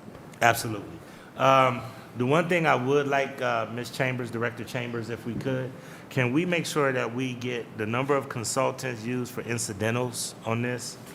And then if you could provide a list of consultants, the cost estimates for their service, and the funding sources. And then if there are any terms of their service. We just want to make sure that we understand all of that as well. And I'm pretty sure you have that at your fingertips. If you can get that to our policy team, we really want to make sure that before we make a full vote tonight that we understand the scope of all of this. I'm going to turn it over starting out to Councilman Bishop, who I know has spent an enormous amount of time on this. And then I have Polensek, Casey, Slife, Harsh, and then Santana. And more. Thank you, Mr. President. Mr. President, you have touched on pretty much the questions that I have ready for the team and Leopardo, but I do want to ask a few other questions. The director mentioned that he had 9 responses back from our local banks as a result of the RFP. Can you touch on the results of that and how it compares if we had went with the other way with GO bonds, and how much potentially we can save on that, Director? Thank you. Sure. So through the chair to the councilman, the whole idea of doing this is to get these banks to sharpen their pencils, you know, to see how serious they were about doing business with the city. And we had responses that were kind of all over the place. There were a few that were different tenors, so different time periods. We also had varying interest rates. The winning, we expect, I mean, it's dependent on this legislation passing tonight, but the potential winner of the RFP is well below what if we issued GOs, we believe that we would get general obligation bonds. So it was a very good bid that came in. There were a few very strong bids. We are taking the one with the lowest rate with a 20-year tenor on it. Okay, through the chair, you cannot kind of divulge the rate on that, or how much will we save over the period of the loan? It's what, 20 years? How much will we save over a 20-year period? Do you have that information, or is this kind of premature? So through the chair to the councilman, I can give it to you in percentage terms. If you want dollar amounts, I can surely follow up with that. Okay. For a GO, we expect somewhere with current market rates change. I have to caveat it with that. Somewhere in the low 4 to 5% in terms of interest rate. The winning bid that we're looking at, the potential winning bid, is about 4.01%. Okay. And Mr. Chairman, I just want to make this statement that I am, as the chair of municipal service, I am excited to have these buildings upgraded. But what I'm most excited about is the promise of the speed of which we can have these buildings upgraded.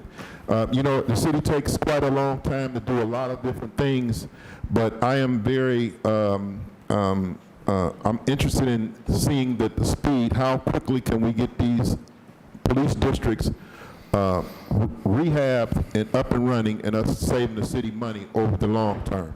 And I've been working with Councilman Polensek, the chair of the Public Service, public safety, and he's also very excited about these buildings being upgraded.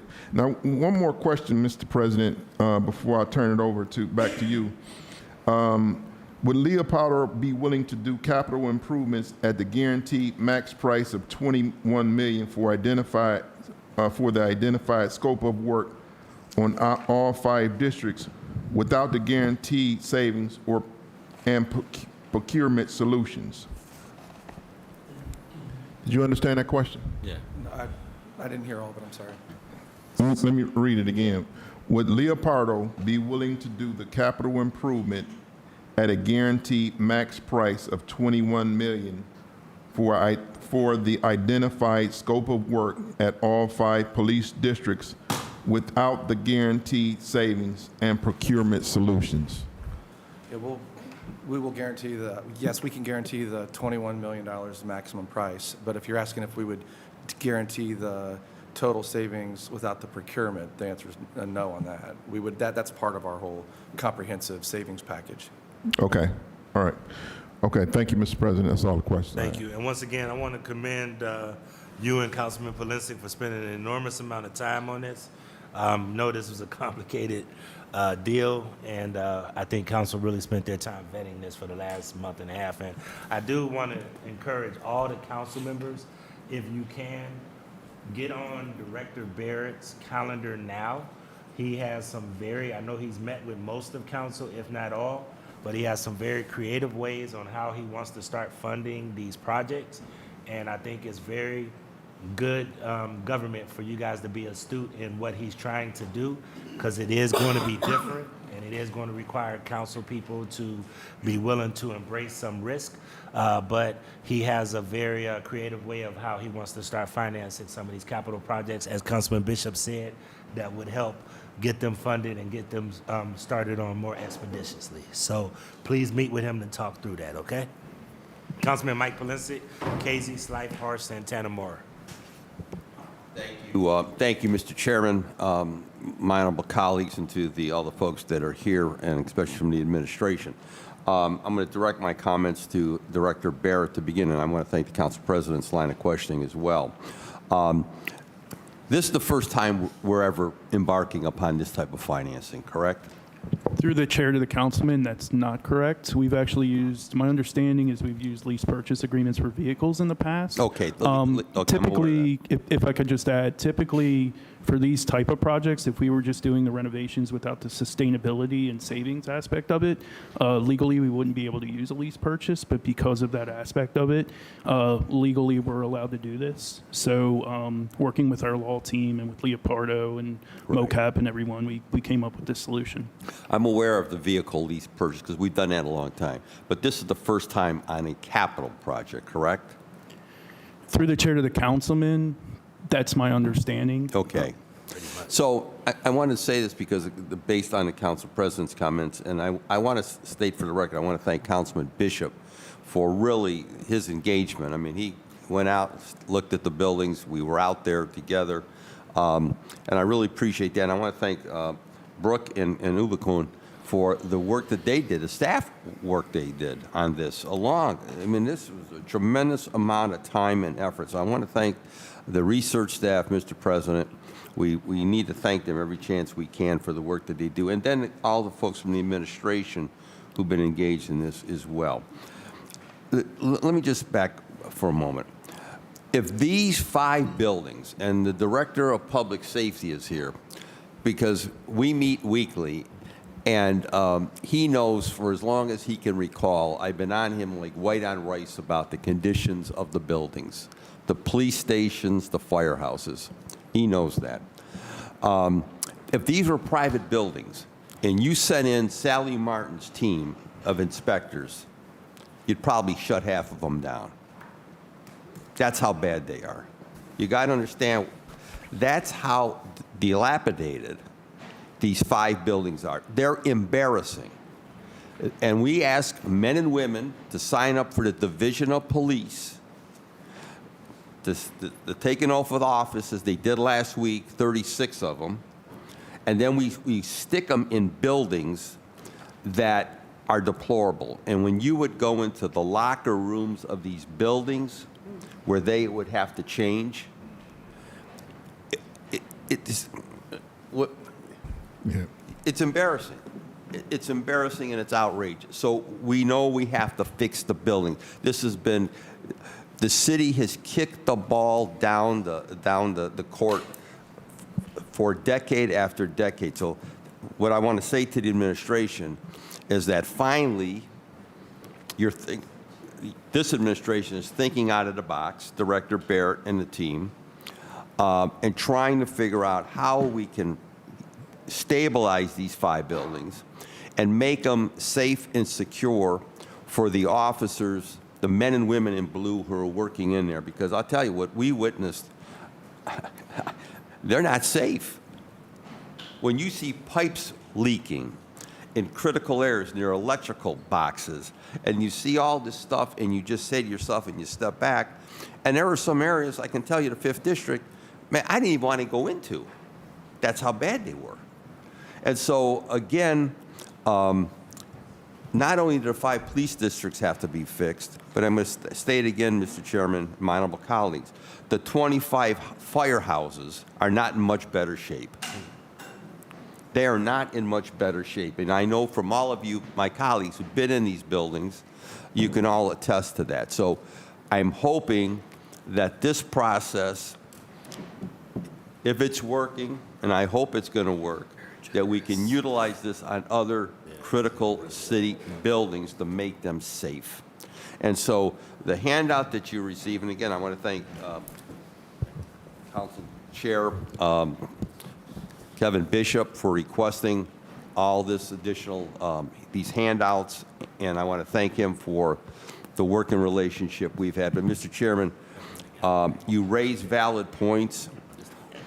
All of us have concerns about this, different sections, and it's one of these things, the proof will be in the pudding. And I want to say this to the administration, you got to make it work. The eyes of Texas are on you. You got to make this work. You got to get these 5 buildings fixed as fast as you can, and then maybe we can utilize the same mechanism and process on other city buildings, because we can't keep kicking the ball down the court here. And again, I just say I'm here to support this. I want to thank the chair. I want to thank the staff. And Mr. Chairman, you raised valid questions, but we have to watch this closely. Thank you. I'm here to support it. Thank you, Councilman Leslie. Mr. Chairman, I got a point. Yes, Can I- on that point, Councilman Bishop. Mr. Chairman, I also would like to thank the staff who did a tremendous job in helping us through this process. Ms. Saban, Steve, Rachel, all of our staff members. I don't want to get it wrong. Ms. Odie Martins. Yeah, I don't want to get it wrong, but I want to thank all of our staff, Mr. President. Thank you, Mr. President. All right. And I just want to echo that. You know, for those of us on council, I know a lot of people have been knocking doors and have been out in the public, but some of us that have been still rolling up our sleeves with the, you know, the governance side has spent a tremendous amount of time on this. So I just want everybody to be aware of that. I have Councilman Casey, Slife, Hart, Santana, Moore, and that's who I have so far. Thank you, Mr. Chairman. Mr. Chairman, to our friends at Leopardo, where is Leopardo based out of? Where are you guys from? Can you guys hear me okay? Our headquarters is in Chicago, but we also have an office right here on Boulevard, about less than a mile from City Hall. Okay. On Boulevard? Right across from the stadium. Ward 5 Boulevard, which is right over there in Workforce. Ward 5. And then, Mr. Chairman, to our friends at Leopardo, will you guys be hiring, sticking with the OEO, will you guys be hiring subcontractors, or do you guys have your own contracting team within Leopardo? I would direct that to our technical development manager, Eric Betts. Yes, so we have local project management, including myself, that will be overseeing the project, and then we'll subcontract out to all local contractors. So Mr. Chairman, to Leopardo, you will be subcontracting out to local contractors, correct? Yes. Okay. And everyone, please use your outside voice so that this end of the table can hear and that end of the table can hear, and that the audience can hear. So, thank you. All right, Mr. Chairman, to Leopardo, what is the time frame? So when do you, if this passes tonight, when do you expect to start? When do you expect to end? And is the work going to be done simultaneously within all 5 districts, or are you going to do one district, move to another, move to another, move to another? Yeah, so if this is approved tonight, we'd begin pre-construction activities next week. We would be on site by October, and we'd be wrapped within 12 months of being on site.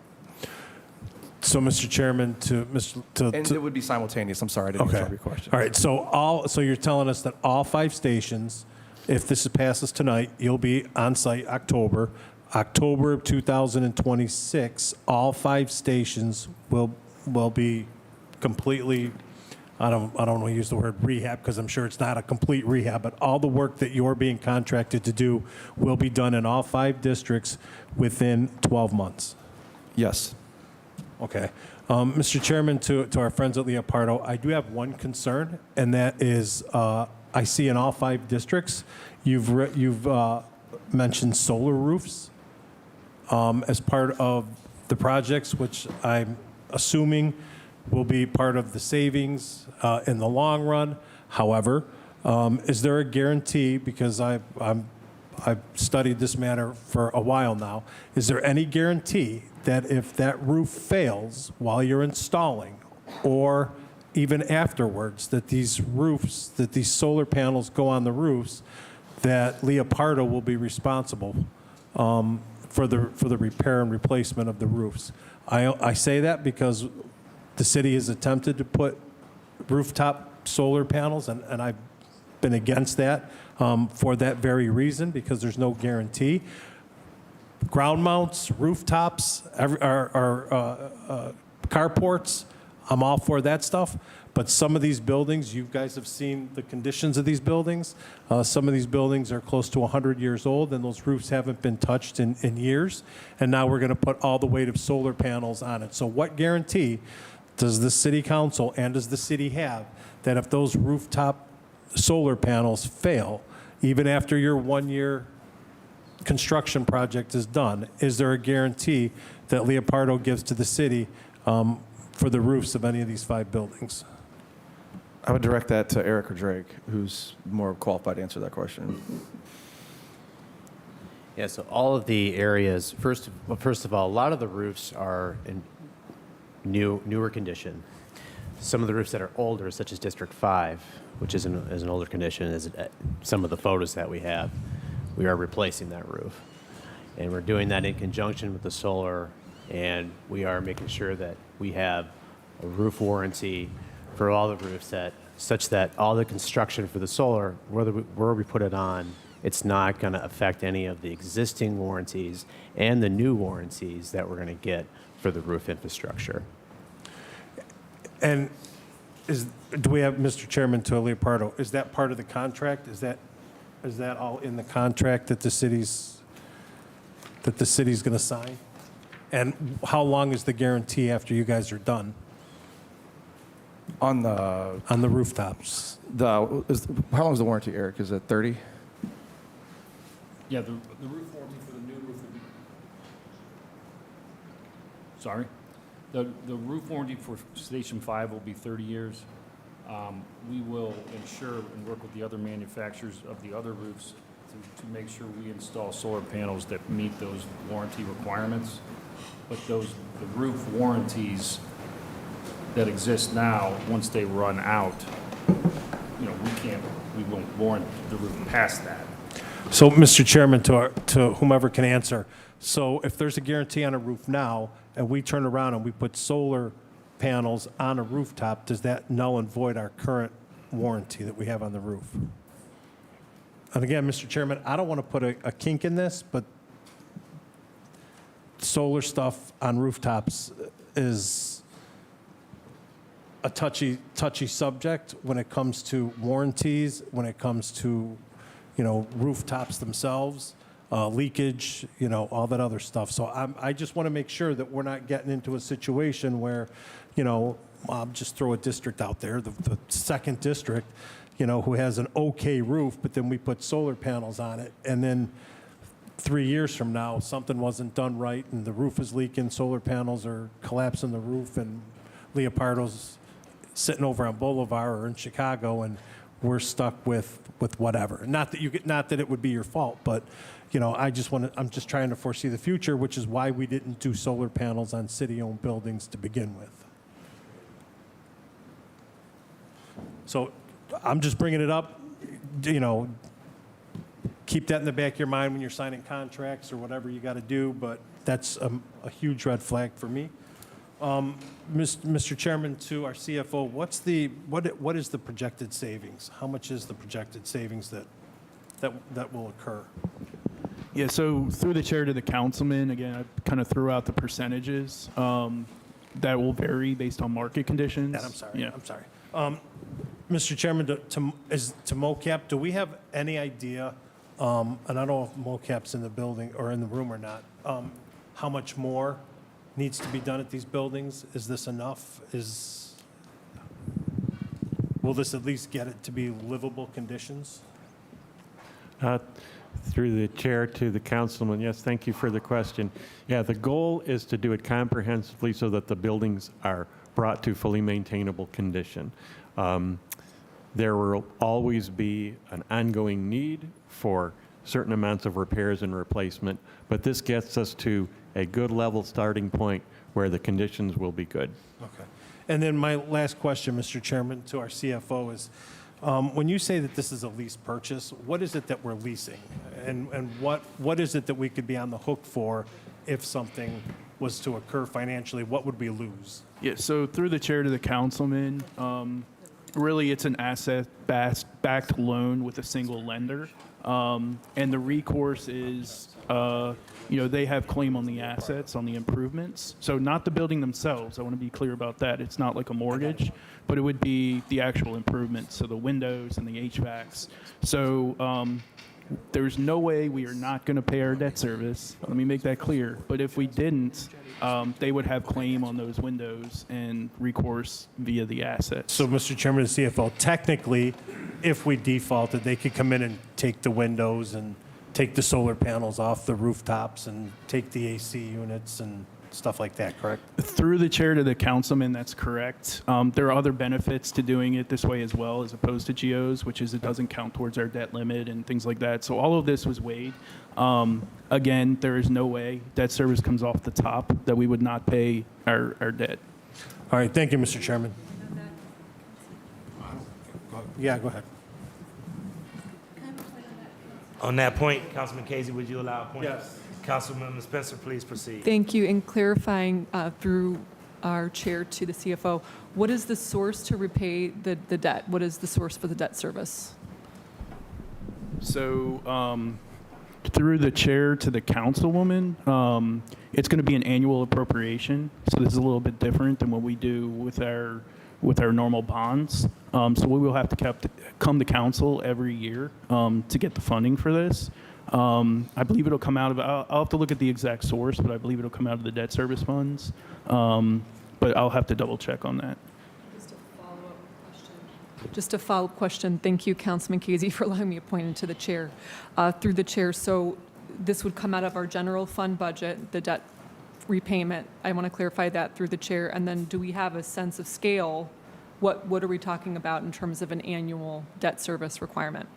Yeah, through the chair to the councilwoman, I can get you that amortization table. We literally just got the responses yesterday morning. We evaluated them. So I can tell you it's 4% on 21 million over 20 years. There is a requirement that we have to pay 5%, I believe, in the first 2 years. So that'll all be structured. Right now it's tentative, but it'll be structured when we actually enter a contract in with the lender. So we have options in how we actually pay the debt service on that. So I'm kind of getting into the weeds, but other than that 5% restriction, and it's going to be over 20 years at 4.01%. The actual numbers we'll get those over to you when they're set in stone. Council President, there sounds like there's no way to know what the impact will be on the general fund budget. You're not, through the chair, you're not able to get us the amortization table now? Through the chair to the councilwoman, I can get you an a draft amortization table that'll be subject to change, but I could definitely, we could get that to you.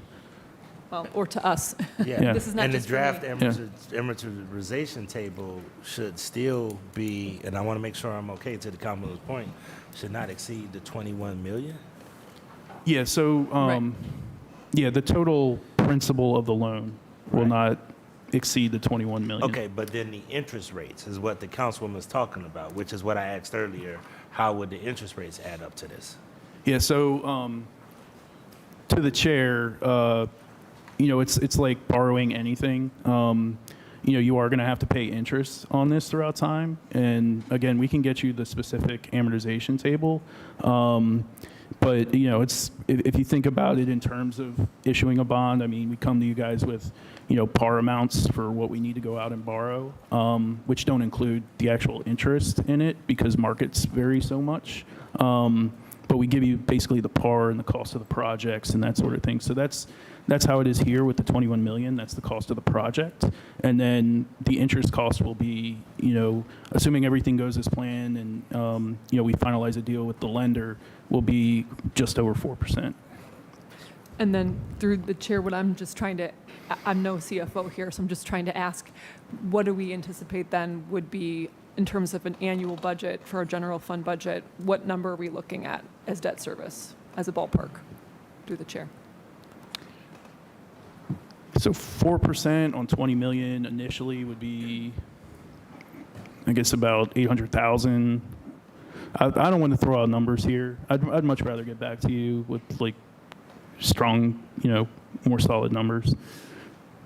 Mr. Chair, just preliminarily, I know we have a lot of members to get through, and I'm still on Councilman Casey's time, but it sounds like there are still some open, unanswered questions here. So thank you. And if you want to, we can put you back on the schedule because I know a lot of council members have some other questions. And Councilwoman, to be honest with you, this is what made us hold up a lot because we had a lot of financial questions and there were some uncertainties. So hopefully if they sharpen up their pencil, we'll put you back on to get some more answers, okay? Councilman Casey, you have to continue. I'm good, thank you. All right, thank you. Councilman Slife, Harsh, Moore. Okay, thank you. I promise to stay within my 35 minutes. I want to begin through the chair to the CFO. Would an accurate description of this be essentially that we're creating a mechanism to guarantee improvements to police districts over the next 20 years? This is essentially a 20-year program. So through the chair to the councilman, this whole project is meant to fix the lack of maintenance, and immediately with all of the police stations, there will be some maintenance in the future that we'll have to perform, obviously, as assets age, and maybe MoCap can speak a little bit more specifically to that. There will be maintenance costs, because obviously we don't want these police stations to get back to the condition they were in. But that's separate from what the 21 million fixes the problem right now. Okay. So I want to make sure I understand this because the financing term is 20 years. The project is not 20 years, but the savings there is a 20-year savings that we've calculated as well.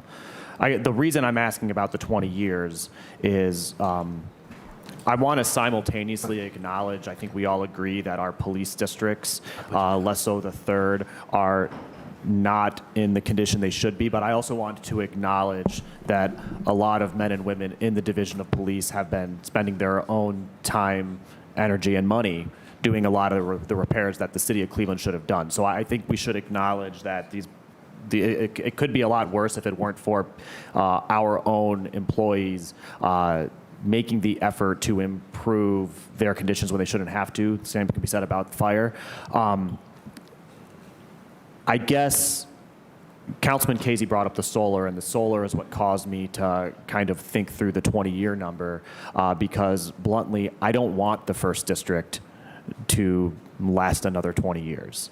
I would like to pose a broad question about the lifespan of these buildings. And yes, there are a lot of immediate repairs that we can do and should do in the near term, but things like installing solar cause me to pause because there's a break-even point. And I'm sure it would vary from district to district Yet, I think we can all agree that in a perfect world, we would have the money available to build at least 4 new police districts immediately.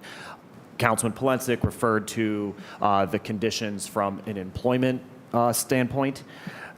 I think that they all look like a Soviet public works project, and they do not reflect the sort of policing that we are seeking to convey out to our community. I know I had to go to the 2nd District years ago to do a lineup, and I'm just sitting in a noisy room full of detectives. You know, there's not a lot of privacy. There's small facilities.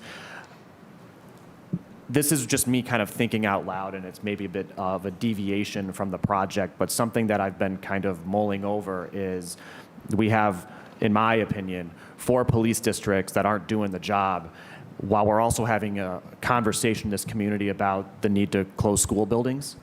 And in a world where, say, a school building in the 1st District were closing, would the advantageous thing to do actually be for the city of Cleveland to do what we're doing with the police headquarters and retrofit a building in lieu of putting ourselves into a requisite period to essentially maintain buildings into the future, when I don't think I am quasi-confident speaking for this body saying that we would prefer to see new and updated, modernized police districts. So that's maybe, you feel free to respond if you'd like, but I know that's just sort of a big idea, but I worry about us essentially perpetuating 4 police districts that are already out of date.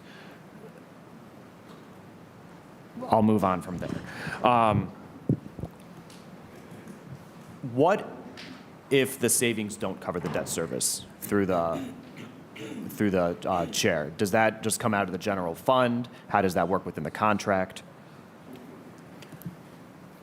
Yeah, through the chair to the councilman, that's correct. If the savings are realized, which we believe they will be, that will be used to help pay debt service. If it's not, then it will be a city expense.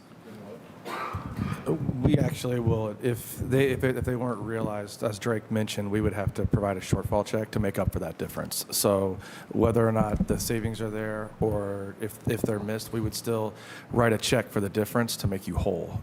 We've never had to do that. We've never missed a guarantee. We're pretty proud of that because we're very conservative when we put our calculations together. Okay. If you break down the annualized projected savings, about 75% of it comes down to procurement. So there are some utilities things, there's some efficiencies, but really we're talking about procurement processes as I understand it. So that's where I want to focus, I think, most of my time. I am hearing that there are project labor agreements. I'm hearing that there's OEO tacked on to the improvements that would be done to the districts, but I am trying to wrap my head around the efficiencies that would be made in the procurement process, how that affects the typical procurement process, how there's the guarantee of no loss of employment for city workers, which was referred to, and more importantly, an aspect of this is, as I read through it and discussed it with staff, and they really do deserve the credit for helping us through this one, processes that essentially, we have, as I see it, let me back out and then come back into the question. There's 3 things that we're trying to balance at any time. Of course, we want to be efficient in all things procurement. However, we're also trying to give people the opportunity who haven't had the chance to compete for city contracts a chance to compete, which means we are going to have to sacrifice efficiency at a certain degree in order to be equitable. At the same time, I value public employment, and there are a lot of people who would say we could privatize most of City Hall and be cost effective, but I think the larger question would be, is that beneficial to the residents we serve, many of whom realize their ability to have a middle class income by having public sector employment. So there's these 3 competing priorities. And as I read through this, when we talk about kind of shortlisting vendors, or we talk about looking at opportunities across all of City Hall, not just within the Division of Police, where we can sort of combine RFPs and RFQs to be more efficient, my questions immediately go to, how is this affecting employment and procurement across the entire city? How is this affecting our OEO goals across the entire city? Are we meeting the need on this specific project, but potentially sacrificing some of those goals that we have elsewhere? To whoever wants that. Heather, do you want to take that? Sure. So first of all, I'd like to say that we're not looking at privatizing any of the goods or services that you're currently receiving. Our goal is to work collaboratively with your purchasing department and each of your departments who are impacted by the specific contracts that we're going to review to develop more strategic and competitive pricing mechanisms for you. So utilizing technology to have a better data-driven overview of where we can target contracts to provide you with more competitive pricing. Most of those targets tend to be much larger contracts, not ones that would impact, your local vendors or your goals for those targets. So we're really looking at this at a more strategic level, and following your current guidelines and approval processes, we're there as a resource to provide those data-driven results in order to make recommendations for more strategic competitive pricing. Okay, thank you. Through the chair, could you give me an example? And I'm sorry, I missed your name at the beginning. Could you remind me your name? Heather Garay. Heather, thank you. Garay? Garay, yes. Okay, thank you. Could you give me an example of a better pricing mechanism, and to what degree have you already looked at our processes and identified opportunities for savings? And Sure. could you give an example if you have? Sure. We were given the opportunity to work with the purchasing department in IT and finance in order to pull some raw invoice data. So currently, because of municipal software systems, you have certain requirements for reporting, for inputting this data in a way that goes through your approval process. What it doesn't do very well is provide that information to you on a higher level across the board spending, so you can really take advantage of your size to leverage your buying power. So we were given the opportunity to review some invoice and PO data. We've targeted several areas of spend. One, for instance, would be telecom. So we, based on our market knowledge and our technology, putting these invoices through our database and understanding where we believe we can achieve results, we see a significant opportunity to drive cost savings in that particular contract. So that is an example of a contract that would not impact your local vendors, but there is an opportunity to get more competitive pricing on your existing contracts that would impact this project significantly. Okay, thank you. My final question is, has the administration proactively reached out to bargaining units regarding this legislation? It was said that there's no, I believe it was said earlier, there's no anticipated issues, but is that our speculation, or have they said that definitively? Through the chair to the councilman, do you mean in terms of city employee bargaining units? Correct. Right. So representing employees who are involved in really specifically the procurement process, are bargaining units satisfied that there are no adverse effects on employment into the future? I mean, really the question is, have we asked them? The councilman through the chair, we worked very closely with Finance and with Division of Purchases and Supplies and the commissioners, and I don't know that the question of adverse impact came up. Okay. That's the answer. Okay, thank you. Again, my biggest concern of all of this, a very large concern of this is really I appreciate the need to make improvements, but I'm also wondering, and it seems that the administration doesn't have any information about just the generalized lifespan of these facilities, and at what point do we need to stop repairing them and start rebuilding them. And again, I offer up the potential of school closures as maybe an opportunity for us to make use of large buildings with large parking lots.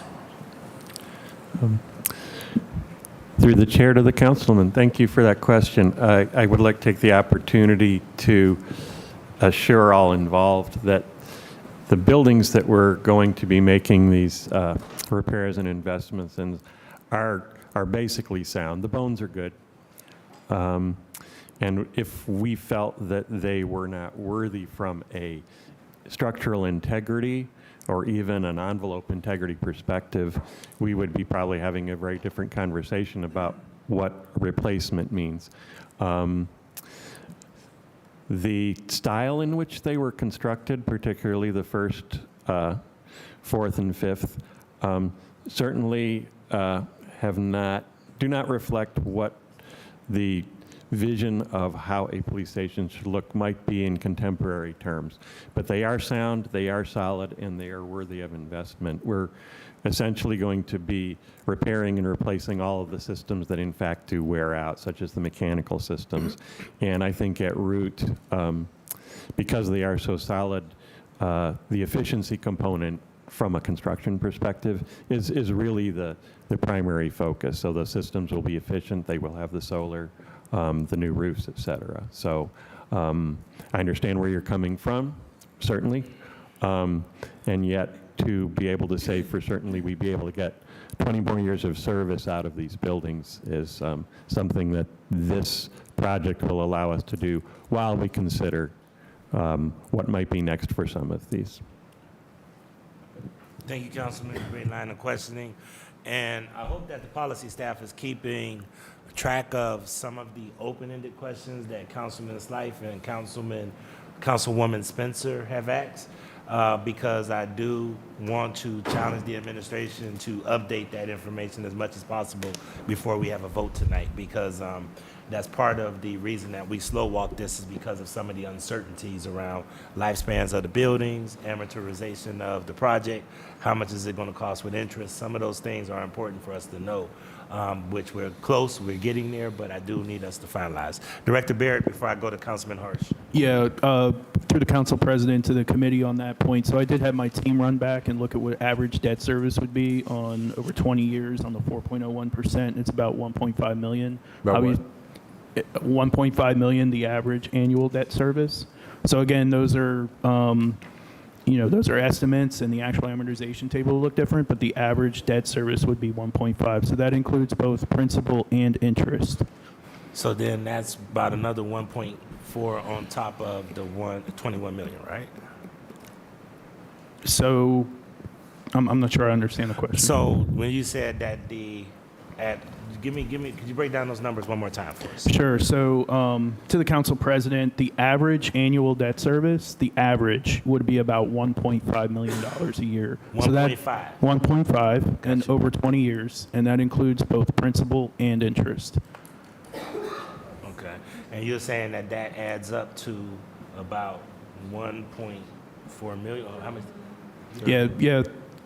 Through the chair to the committee, it would add up to about 31, hypothetically, on the $21 million. So then it's a total cost, not 21, it's about 31 million when you add interest and principal and everything else. Yeah, to the chair, that's correct. Okay, thank you. That's what we wanted to make sure we get clarification on. All right, I got Councilman Christopher Harsh, Councilwoman Rebecca Moore, and then Councilman Bishop would like to be added back on the schedule. And Councilman Spencer. All right, thank you, Mr. Chair.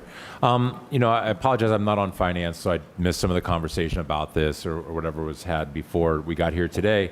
So some of my questions are basically just trying to understand the proposal holistically.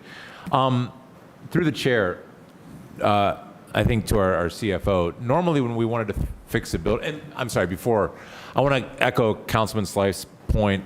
I don't think we want to put lipstick on a pig. We're not trying to just dressy up a building that is collapsing. I've been to 2nd District. It is not nice. It is not a place that anybody would want to wake up and go to work in the morning. It is not a place that anybody wants to hang out during the day. It's an old facility, and it's in bad shape. And I don't also want to see us just pour money into a building that's getting knocked down in a few years because I don't know, lipstick on a pig, right? That's the only thing I can think of. I don't think that's a good place for us to arrive. But I'm trying to understand, if we wanted to fix up a building, normally we would go to a general contractor. We would say, this is the work that needs to be done. A contractor would bid on it, and we would go to the bond market, get some bond revenue, and pay that contractor. Through the chair to the CFO, can you walk me through how this is different? So through the chair to the councilman, I could talk a little bit about the financing and the improvements, but in terms of the process to go out and find the contractor, I believe MOCAP would be more suitable to explain that. Okay, through the chair to MOCAP. Through the chair to the councilman, thank you for the question. The benefits of this process are that, like any design build process, and I hope everyone's familiar with how different design build is than the process you're describing, Councilman, which is what we would call the design bid build process, where we go out, we hire a consulting team, they identify all the needs, and come up with a project scope, do the drawings, and we bid it out competitively, and then do that funded by. This is different in that the advantage of design build, particularly where a lot of the improvements don't involve an enormous amount of design changes or substantial reconfiguring or additions or anything like that, where we have a scope that is mostly addressing deferred maintenance and systems replacement. What design build allows us to do is to basically identify a budgeted scope of improvements that are required and then hire a team for a not to exceed amount, which is the 21 million, to perform all of that work in a much more compressed time frame.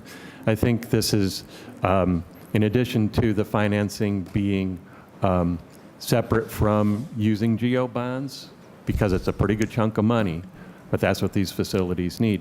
The other advantage is time. We can do that, and we can achieve these improvements to get these buildings into a good, maintainable, livable condition in a year. In a nutshell, the idea is to pay up front rather than pay on the back end? Through the chair, is that about right? No? Okay. So then here's my question. So through the chair to Leopold, how do you guys make your money? If we're saving all this money, if your work is saving us millions of dollars, where does your revenue come from? So we're paid to manage the project, and that project management expense is built into our proposal and is covered by the entire $21 million project. And through the chair, what percentage of the 21 million is your company's profit? 5%. 5%. So what is that? What's 5% of 21 million? I don't know. Who's got the calculator in their head? 5% of 21 million? 1.05 million? So Leopold is only making $1 million off this entire project through the chair. Is that correct? Correct. Okay. And through the chair, through Leopold, could you tell me about some of your other clients? Who currently are you working with in a similar capacity? Sure. So here locally, we've executed energy savings performance contracts like would be here. Locally here, we've done it with City of South Euclid, City of North Olmsted, City of Cleveland Heights, just here locally. But we do this across the Midwest. Okay. And through the chair, how long have you had relationships with those municipalities? We executed our project with the City of South Euclid in 2020, with North Olmsted in 2023, and with Cleveland Heights in 2024. Okay. And through the chair, you said throughout the Midwest, do you have any clients roughly the size of Cleveland or bigger? We don't have any. We have clients. We work with the City of Chicago, but on a design build capacity, but not in energy savings performance contracting space. So we've worked with cities as large as you, not on the performance contracting side. Okay. Mr. Chair, it seems to me like updating mechanicals in these buildings would result in energy savings no matter what. I mean, you can go to almost any old house and put in new windows and you're going to get some energy savings, right? You can update HVAC and you're going to get some energy savings. I don't quite understand how the savings from this project are different from the savings from any other update facility project. I mean, we are taking a building that is shockingly old. Maybe not shockingly, but it's really old. And we're going to modernize it. That's going to be savings no matter who does the work. I guess I'm having a hard time, Mr. Chair, wrapping my head around how this specific upfront payment results in savings down the road when any update to the building is going to result in some kind of energy efficiency improvements. I mean, it's probably impossible to get less energy efficient than they already are. So through the chair to Leopold, how is it that your work is different from any other general contractor's work in terms of efficiency saving, realizing efficiencies? I mean, One of the things that we're doing here is, again, we're evaluating more than just energy and operational savings. As Councilman Slife said, 75% of our savings are coming from procurement solutions, which is our proprietary technology that we've invested significantly in to help local governments significantly reduce costs on the goods and services and procurements, which is something that if you just hired any general contractor to come in and do these facility improvements, you would not be able to have someone that can stand behind and guarantee that the debt service will be covered by that contractor.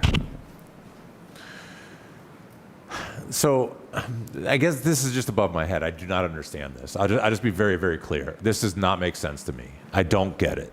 And maybe I'm just not there. Maybe I'm just not, maybe I'm missing a piece of the math. But it also seems... I understand the point of paying for something up front to avoid paying for it on the back end in excess. What I don't understand is how we know that this is more cost effective. Well, I mean, if there's so many different studies that we can provide you with data on the cost of delay of waiting till these buildings are in, as you mentioned, in bad shape, right? And anytime you wait for equipment to fail to replace it, you're going to spend more money in maintaining and operating that, as well as emergency repairs. The cost of inflation over the last 5 years in the construction industry alone has been 38%. Yeah. So the longer you wait, the more the expenses are going to be to not only maintain and manage those aging assets, but also in the cost of acquisition. Yeah, no, I mean, we're doing a project in the neighborhood and we're talking about bidding the whole thing out up front to try to secure prices. And I understand that some of have leveraging or against inflation, not leveraging, but Mr. President, I won't ramble on any longer. It's confusing to me. I don't quite understand how this is beneficial. It seems like if you need something done, you hire somebody to do the job you need done. It seems like that's the simplest way, and I don't understand how involving a third-party company that's still going to contract with construction and contractors, adding a layer to the process saves money. It seems like it's an extra mouth to feed in the process of trying to fix up a police station. If I may try to respond to that. I Please. think to back up a step, so this is based on state legislation that allows for this particular type of financing for this type of construction project. So the state has recognized, like many states, there's legislation like this throughout the country. They've recognized that most municipalities don't have the funds available to make all of the improvements within their buildings that they need to do. Mm-hmm. So they've given you this tool to say, if you work with a third party like us who will guarantee the results, you can finance the improvements through the savings themselves. On that point, if we could, and please make sure that all comments go through the chair. sorry. But on that point, for comparison's sake, is this very similar to the PACE program? That's exactly where my mind was going.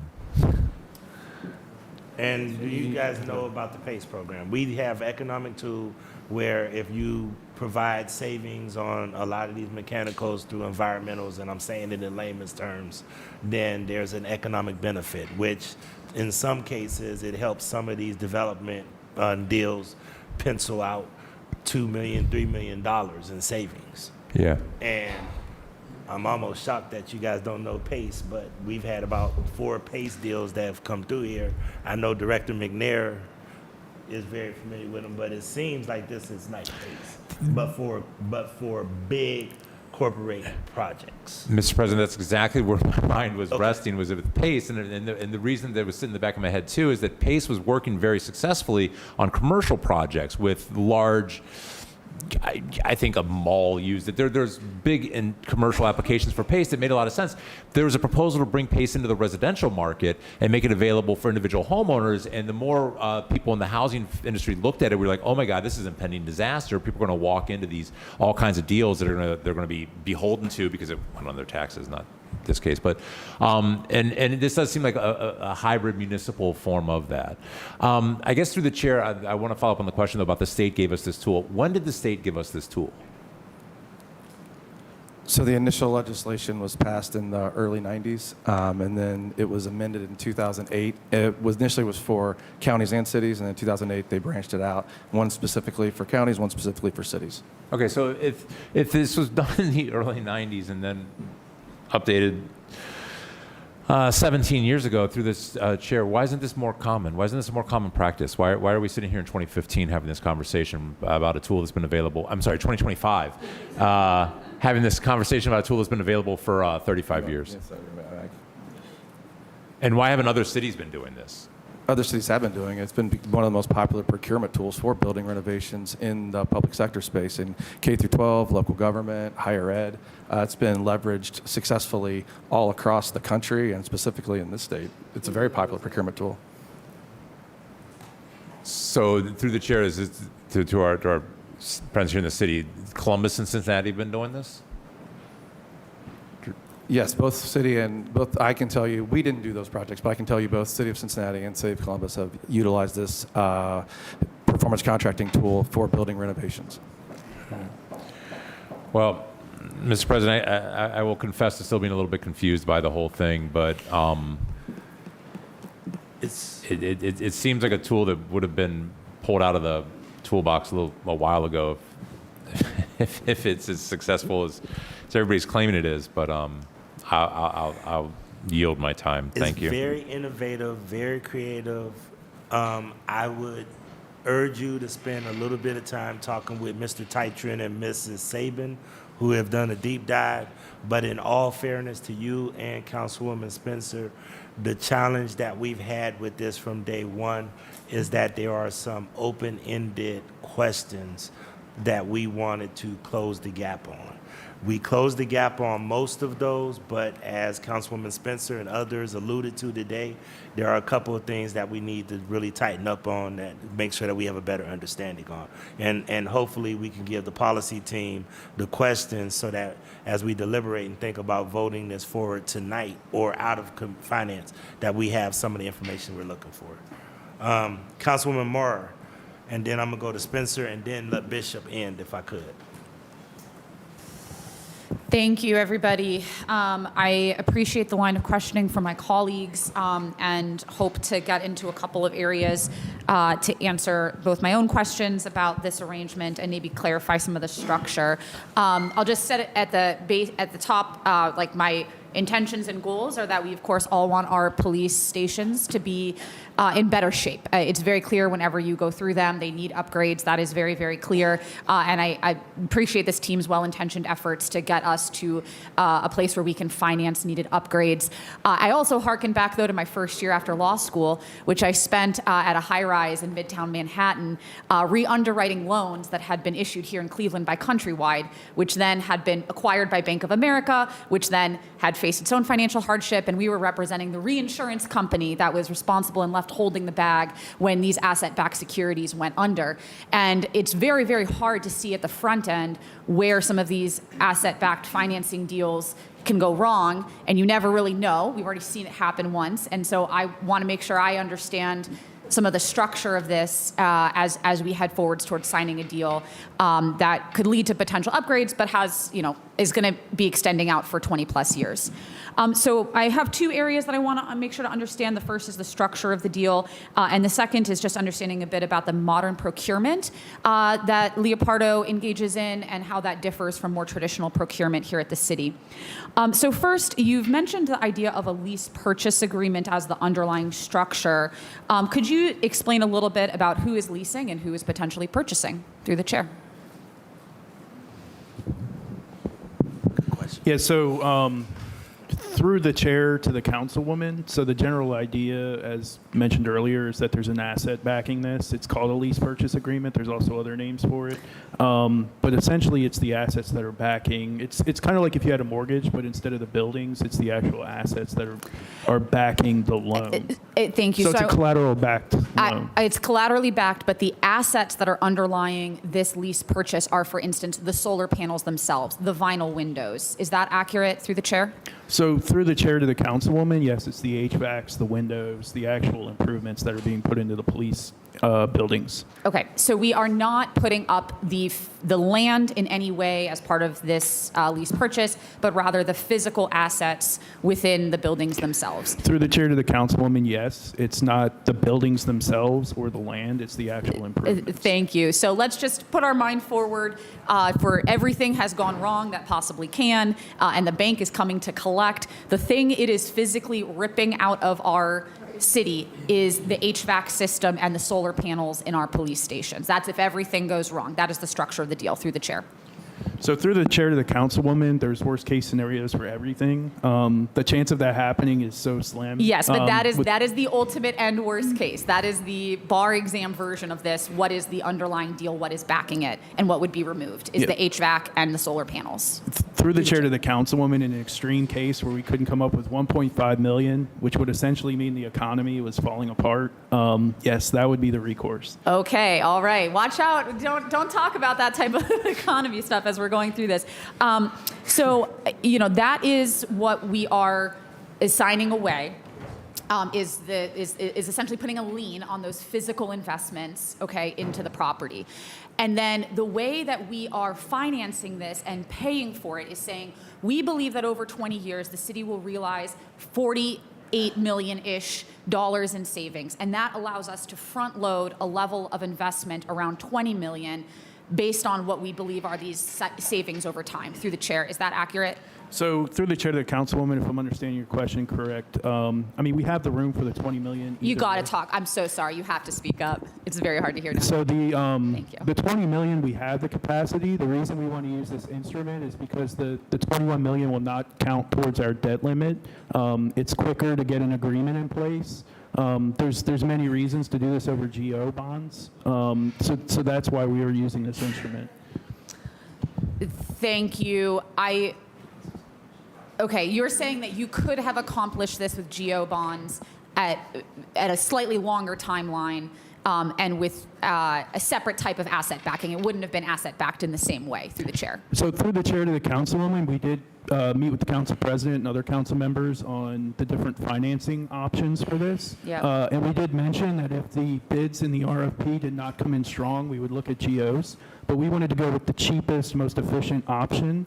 And this lease purchase agreement, in finance's opinion, is the cheapest and most efficient option. Okay, thank you.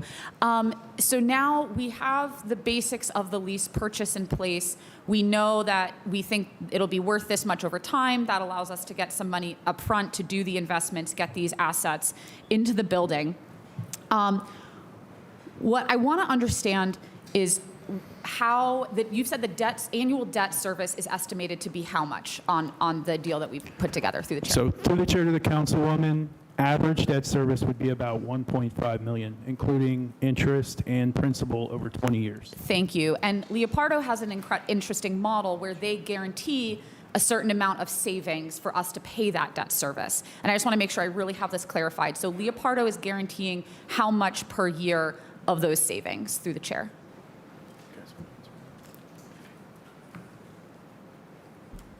So yes, through this mechanism, through the legislation, we're required to guarantee the savings. And so over the life of the project, it is a $48 million savings guarantee. So it'll guarantee to cover the cost of the debt service payment. But you do not guarantee that on an annual basis, to be clear? Do you guarantee it on an annual basis? Through the chair. To cover our $1.5 million in debt service, do you guarantee an annual amount of savings? That if you do not reach, you will cut a check. Through the chair. We do have an average annual guarantee associated with it, but it is a collective $48 million total savings over the life of the project. And what is that average annual commitment? Through the chair. It's a little over $2 million. It's a little over $2 million. Thank you. And so this is why, if it all works well, right, this, it's a good deal, right? Because you are guaranteeing enough money to cover the debt service to get these assets into place. And that is an incredible opportunity, right? I just want to think through a couple of worst case scenarios and just make sure I understand a couple of things. So the first is, I'm just thinking back to my days in the high rise and thinking about a prospectus and rights and responsibilities. Who measures the savings and how are the savings measured? Through the chair. Drake, would you like to answer that? Yes, so we are measuring those savings. We come in and verify those savings in conjunction with the city. So, for example, we're coming back and we're pulling utility bills and measuring those savings. We're looking at expenses. We're looking at budget line items to verify that those deltas have occurred in your budget. And after a year's worth of performance, when I call it performance period, that's a year after construction, we come back and we show you and how we prove the savings in a full workbook. And we do that year over year. Okay. And is there a dispute mechanism if the city disagrees about the level of savings through the chair? If the city doesn't believe that we've rendered as much in savings as Leopardo believes we have through the chair, is there a way to dispute that?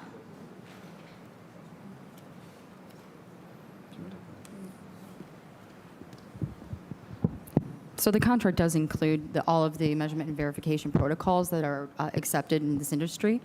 So that will all be vetted by the law department through the final contract, as well as how disputes would be handled. Thank you. And has that been shared as part of the legislation we are seeking today?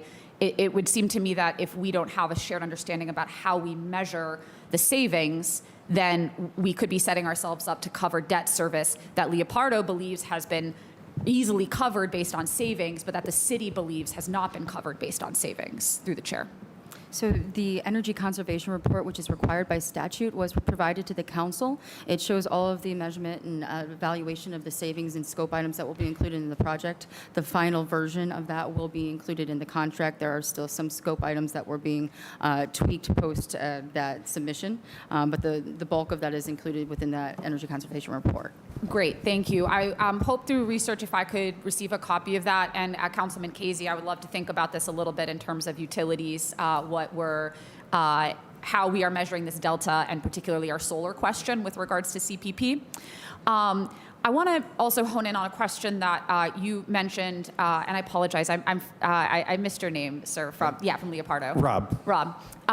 You said in all the deals that Leopardo Energy has done, you have never been put in the position of having to cut one of those delta checks. You've never believed that one of your cities has not rendered and received the savings that you anticipated. Is that what you said? Yeah, To the on chair. average, we're delivering, can you guys hear me? On average, we're delivering 120% of our forecasted savings projections. That's been our average collectively, and we've never missed a guarantee. Okay, thank you. Please run everything through the chair, please. Sorry. Thank you. I'm going to ask this question as I think any good steward of the city dollar should, which is, have any of your cities ever asked for a delta check? Have they ever said, you have not rendered, we have not received the savings that you believe we have, and we believe that we are entitled to a check to cover this guaranteed difference, and you have denied that through the chair? Drake, can you answer that, please? No, that has never happened. Okay, thank you very much. I'm appreciative of that answer. I want to move towards, I think I have a rough understanding of your deal structure. I do want to move briefly to the question of modern procurement as with my remaining time. You mentioned both on your website and in the materials associated with this about one of the value adds that you bring to this work is in a modernizing procurement. And I'm wondering if you could share a little bit about what that looks like and the difference between the procurement you're able to offer versus the city through the chair. Yes, so as we mentioned earlier, so the procurement technology that we would be implementing allows us to work with your purchasing departments to better understand the overall purchasing across the city, to put that within our technology and identify targets for more strategic and competitive pricing. We are not taking over the division of purchasing. We are not outsourcing any of these services that are currently being performed by internal staff. We are simply working within your confines and your rules and regulations through your approval process to provide some additional private sector strategic purchasing solutions in order to accomplish greater savings.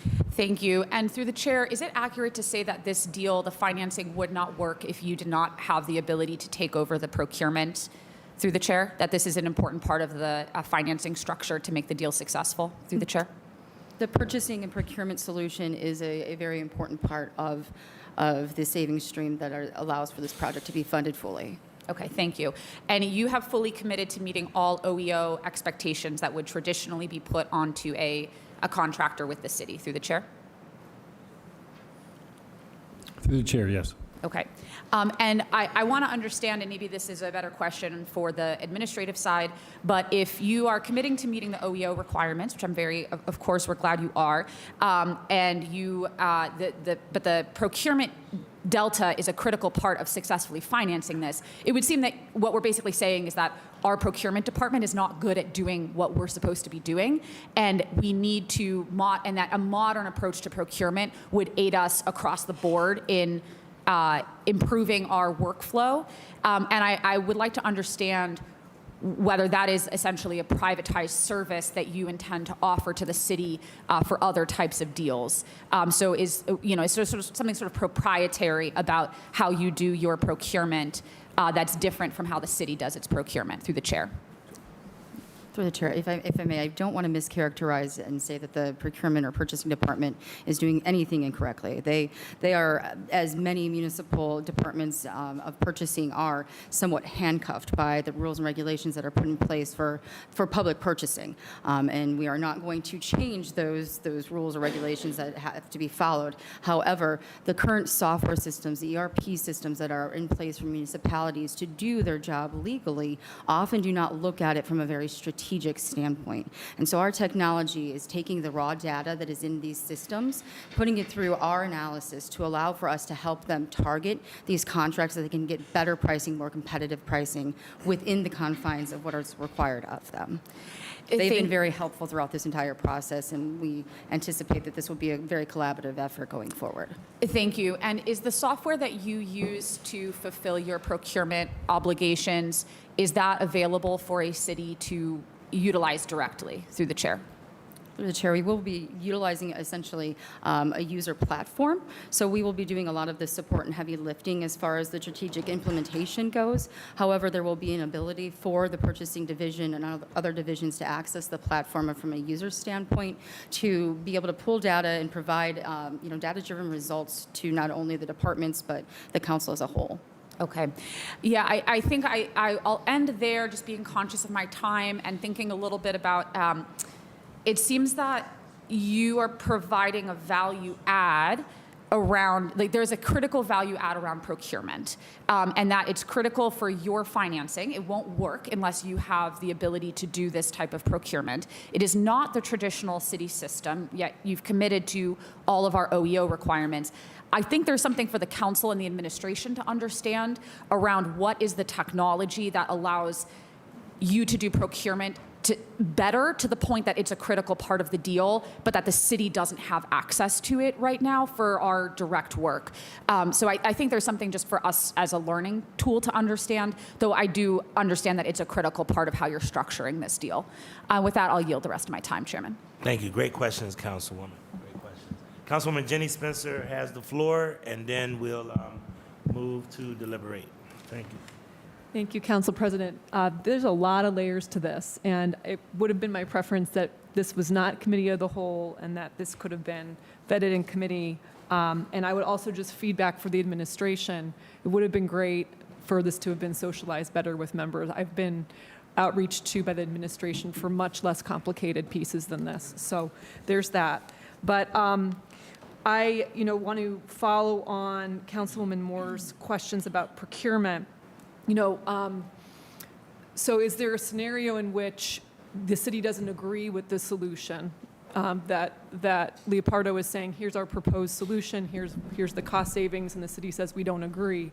What happens if there's a disagreement at that point in the process, if that question makes sense, through the chair? Because that's where the cost savings is supposed to come from. Through the chair, if I may. So the total procurement savings amount, is actually a greater opportunity for procurement savings than just what is being guaranteed in this. We will target and work with the staff to devise a target list, and then work with them on a strategy to implement for each specific spend category, whether that be a good or service. So in the event that we move forward down this path with this strategy and provide a recommendation that provides savings and results that are pre-qualified vendors through your standards, and for whatever reason the city says we just simply don't want to move forward on that path, then we would have to make an adjustment to the baseline savings. So we work very closely through this process to ensure that we're all on the same page and targeting the same spend categories in order to achieve those savings. So through the chair, to make sure I understand the response, there's a chance that if there was a disagreement, that the anticipated savings could be lower, bottom line. Through the chair, yes, there is a potential for that, just as if, in the contract, there's settings, or in the energy conservation report, there's settings for what the thermostat, for instance, has to be set at. It's, if we put in a new system, but you crank up the heat to 95 every winter, then that's certainly going to move outside of the baseline standard. So all of those aspects are incorporated within the energy conservation report. So, I mean, as my colleagues have referenced, this is most of this is brand new information, and there's a lot to digest here. But I will proceed.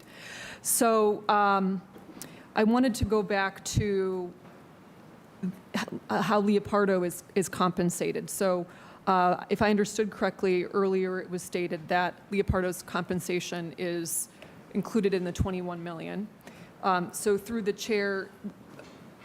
Well, one other point. So Leopardo, though, is working with the city over the 20-year amortization timeframe to evaluate those savings. So Leopardo gets paid what, when? Through the chair. How do you guys get paid for real? And when? So as we mentioned earlier, for the project itself, the $21 million project, we are managing the project, and we have a project management fee that's built into that $21 million. So there's nothing that would go beyond the $21 million on our project management fee. And then the measurement and verification has 3 years built into the $21 million. And then after year 4 and beyond, there would be an annual cost to continue doing that. Okay, so let me make sure I understand that. So the cost structure is not, there's layers to that too, or the payment structure, compensation structure. So there's a project management fee, and then there's 3 years of evaluation, but then years 4 onwards of evaluation would be at an additional cost to the city through the chair? Correct. Through the chair, correct. Sorry, I keep forgetting to do that. Council President, this is a complex deal. I'll be the first to tell you it's complex, Councilman. That's why we slowed it down. Right. And tried to give everybody an opportunity to get socialized with it, because I'll be honest with you, it is complicated. And let me state this. There is a time factor into this. And that's another thing that I know that everybody hates to hear, that there's time factors and, oh, let's take our time and understand this so that we could pass the test on this. But a lot of these things, if we already delayed it for about 2 months in order for council members to talk and meet with staff. If we keep delaying it, then there's going to be costs that we're going to have to sharpen up the pencil and do all over again. I know it's not the easiest piece, but I just want to make sure that everybody knew there's a lot of moving pieces to this. This is not easy. So I understand your consternation, but this is one of the ones that I really tried to tell everybody, really get to know and understand it, because it is complicated. Okay. But continue your line of questioning, and then we'll move from there. And, it's my respect for you, Council President, and our leadership who evaluated this keeping me hanging in here, but it's tough. Okay, so my question then is, how much are the buildings actually getting? So if we're talking about $21 million investment, of which Leopardo gets a project management compensation and then a monitoring compensation, how much are we actually investing in our 4 or 5 police districts? I mean, what's the capital investment? Go ahead, Eric. Let me go. All right, through the chair. So the biggest needs are at the 1st, 4th, and 5th districts. They're getting approximately $5.6 million each. The 2nd Police District, which just recently had HVAC system replacement, so not as much, but $2.6 million. And then the 3rd District, which is obviously newer, is getting the solar array, which is approximately $500,000. If you could repeat that, and please speak. I'm to the sorry. mic. So the 1st, 4th, and 5th District are in the most need, both interiors and HVAC, and they're getting approximately $5.6 million each. The 2nd Police District is getting approximately $2.6 million each, and the 3rd District, which is rather new, is getting a solar array which is about approximately $500,000. And through the chair, Mr. Dulick said previously that this catches us up on deferred maintenance. Is that an accurate statement through the chair? Through the chair to the councilwoman. Yes. Okay. I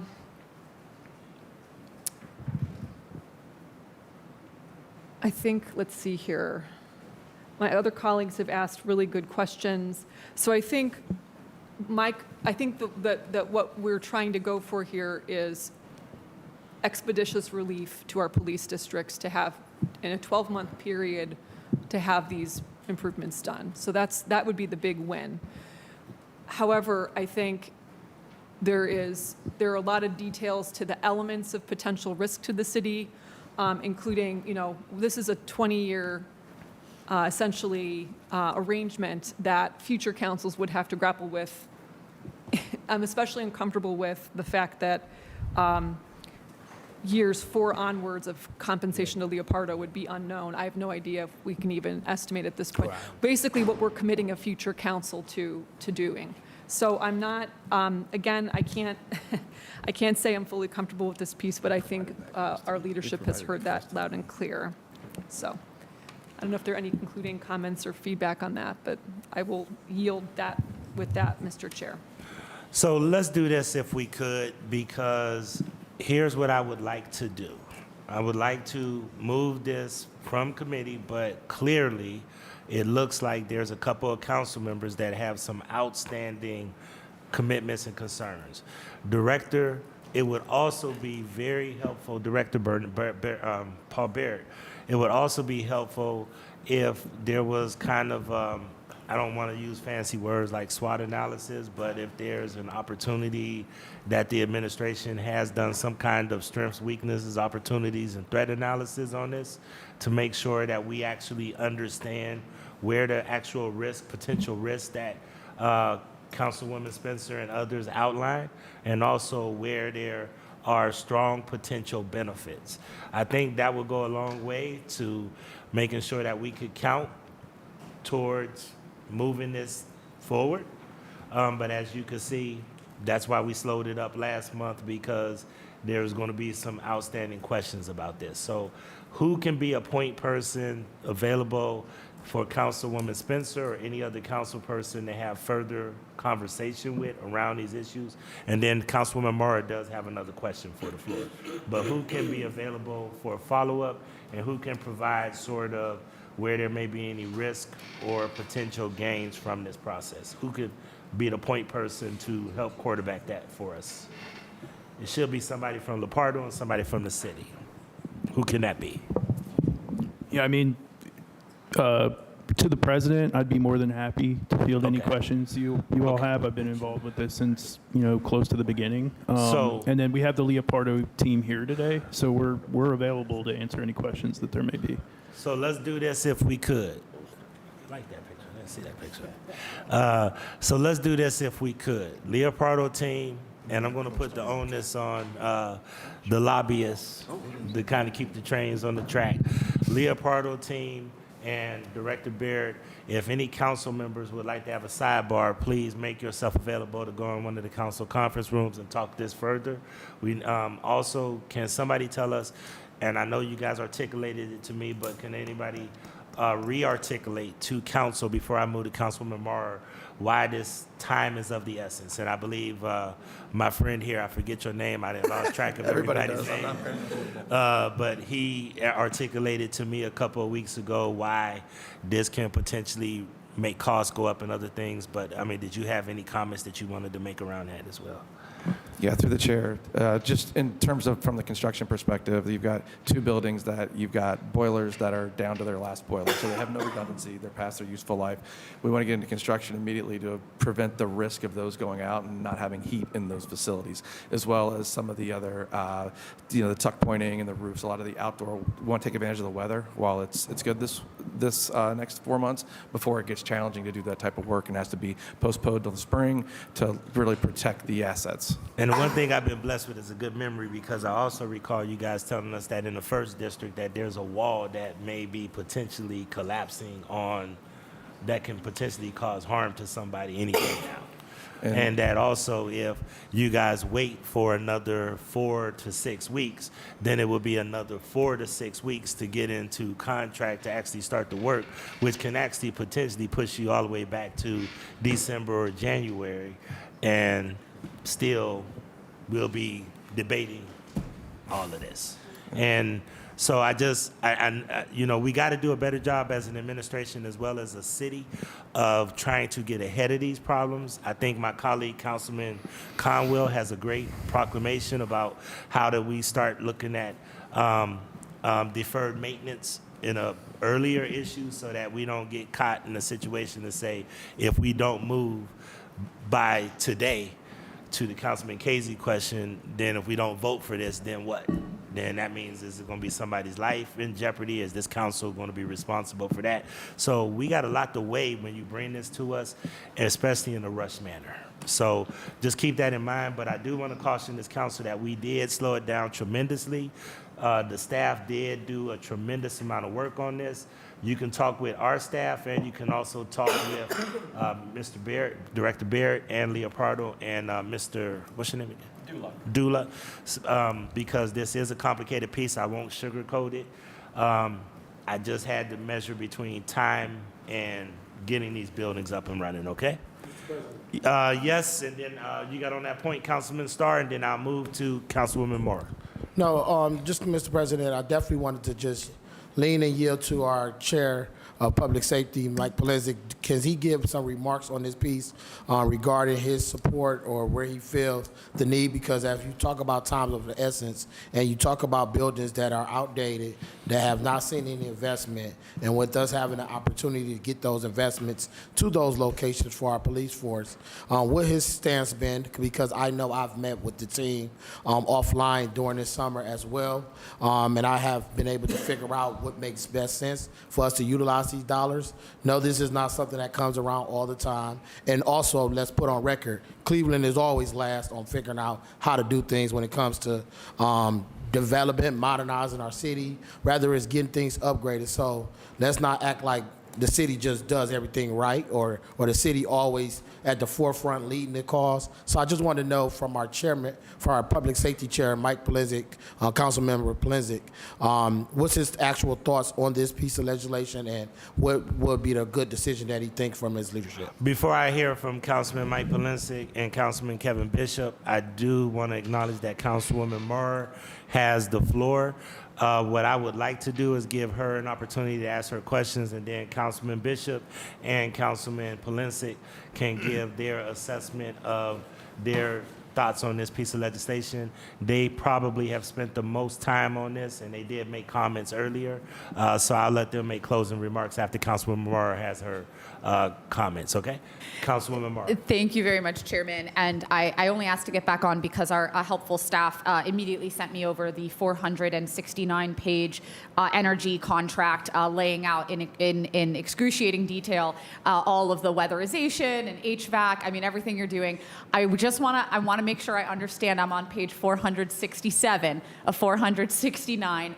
The thing I'm trying to crystallize out of this document is like where we get the savings from.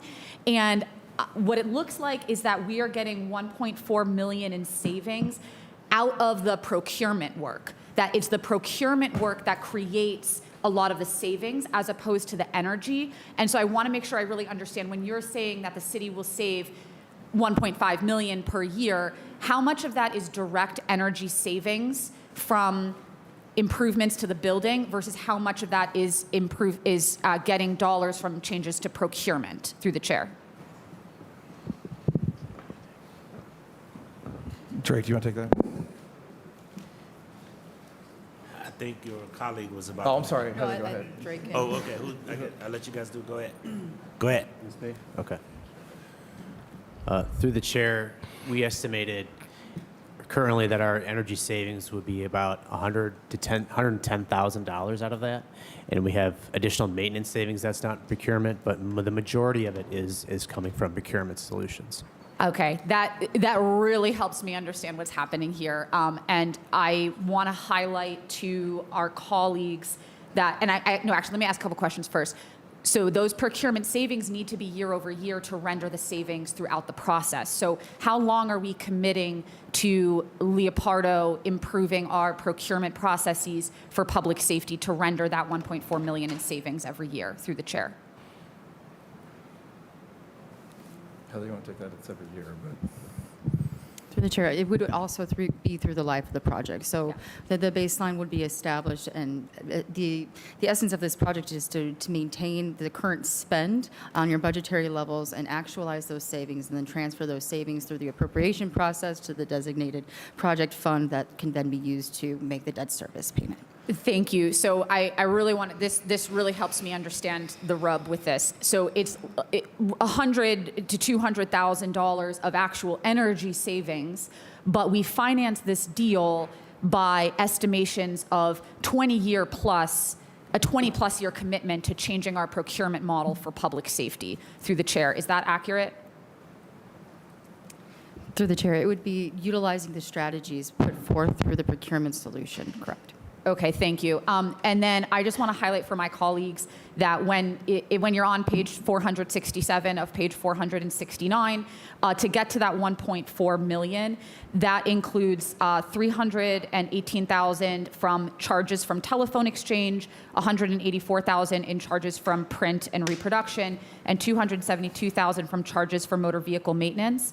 And for those of us within who have dealt with the budget, these are sort of interdepartmental swaps that are, they just move around our budget. So essentially those savings that we're rendering are savings that wouldn't go to another department to help them cover their cost. So I am appreciative of the time that it's taken to get here, and I am fully 100% committed to improvements to our police stations, including I hope we get some new chairs for the officers to sit in, because that's a #1 complaint as well.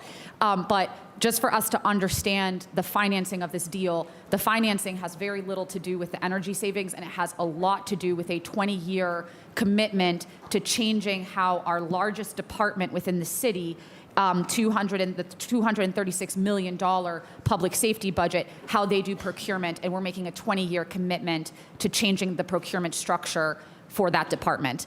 That is now my understanding of the bill, and I haven't decided yet what I will do with that information, but I now understand it better than I did before, and I hope the public does as well. Thank you, Councilman. Thank you for your line of questioning. Very good questions. Councilman Starr proposed a question. I'm going to allow Councilman Polensek and Councilman Bishop to respond if they could. Thank you, Mr. Chairman, my honorable colleagues, and to the administration. As I indicated earlier, there was a great deal of discussion on this, tours of the buildings, interaction with the administration. This is a shot in the dark. This is the first time we're doing this on a capital project, on 5 buildings.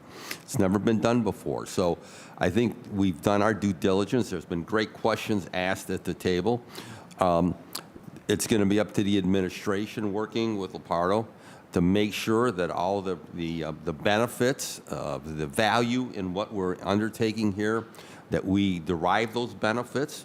Again, as I said, the proof will be in the pudding. That's how it is. I mean, we can go about the old way with bond funds, and we know we never get anything fixed within a reasonable period of time.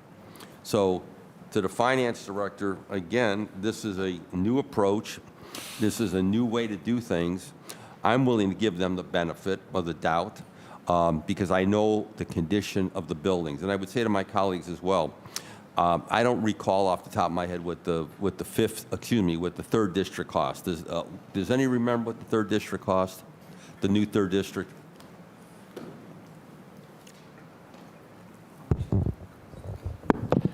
Through the chair to the councilman, I believe it was close to 30 million. Okay. And that was a while ago. There's the challenge for us.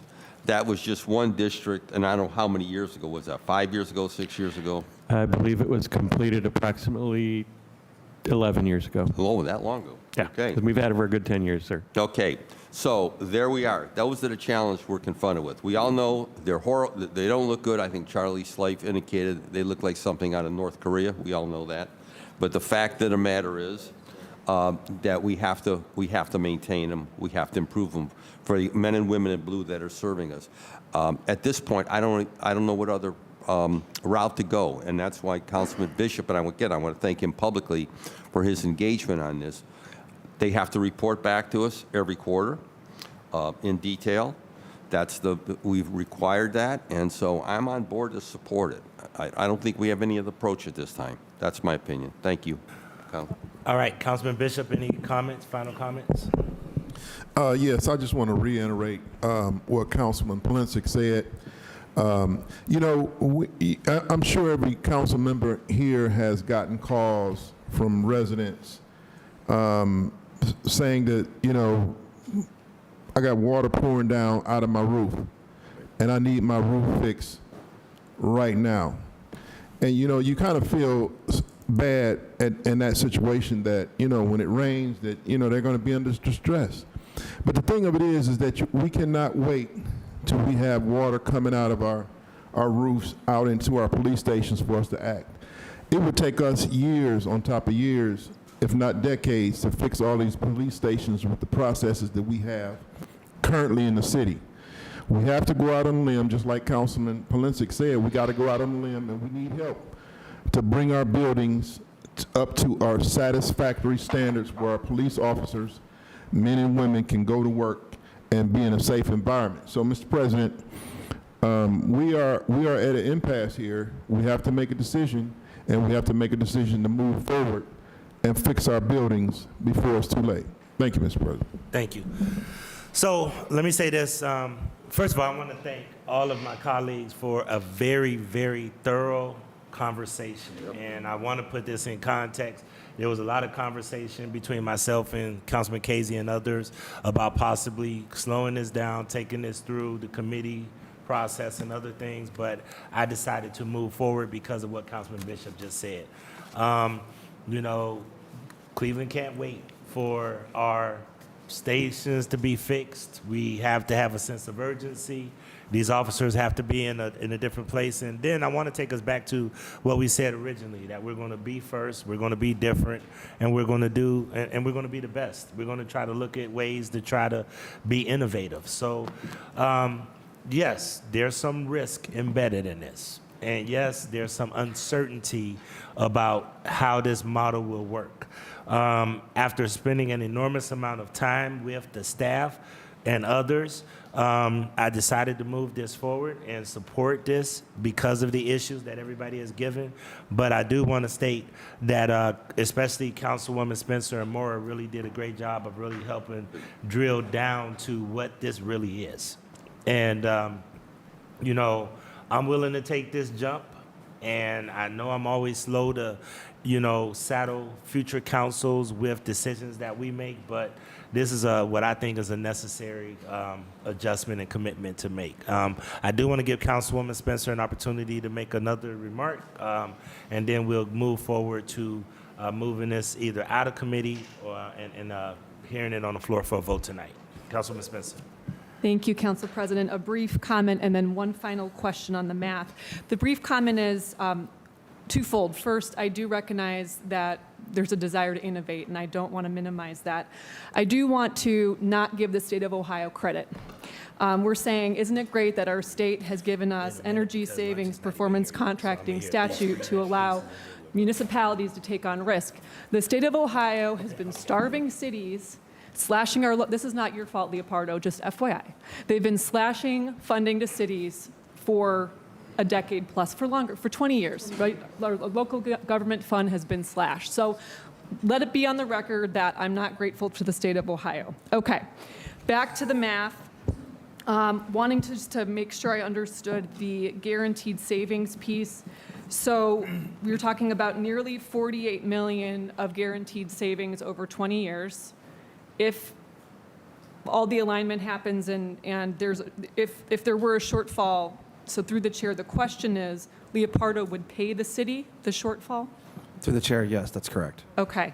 So my question is then, if we have 2 million guaranteed per year, of which approximately 1.5 million would go to debt service, what happens with that additional, is it just cash to the city?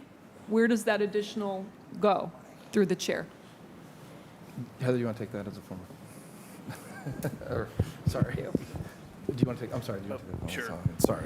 I mean, through the chair to the councilwoman, would you have to evaluate where that savings came from? Was it a savings in efficiency? Was it explicit savings from, money that went directly to the general fund? We would have to review the source of the savings and then, figure out where we could allocate that. Okay, this is still, okay, I'm still stuck. I'm sorry, everybody. So we're not getting guaranteed savings of, it's not actual cash that we can use to pay debt service through the chair.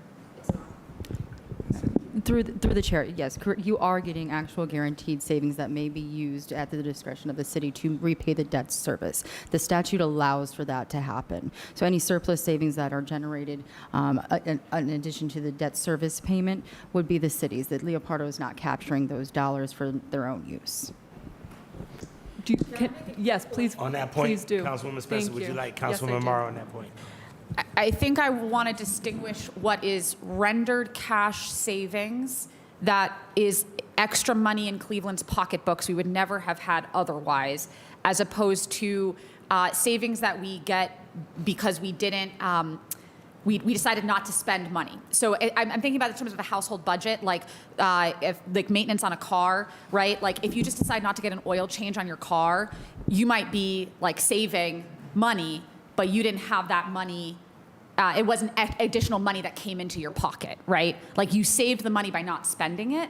And that is how some of these savings are being rendered, is we're saving money by not spending it on things like the telephone exchange and motor vehicle maintenance internally here in the city. Thank you. That is my understanding. So, Council President, to Director Barrett, I would like to understand this piece better between now and tonight. This piece about what does this savings actually look like? What would be the impact on our annual general fund budget in terms of this additional debt payment requirement, Right. and how that balances out with these savings in whatever form the savings come in? Yeah, through the chair to the councilwoman, I'd love to have that side conversation so we can do that. Thank you. All right, thank you. All right, seeing no other questions, remember this will be submitted to, this is actually being a joint committee, so it will come out of municipal services and finance, diversity, equity, and inclusion.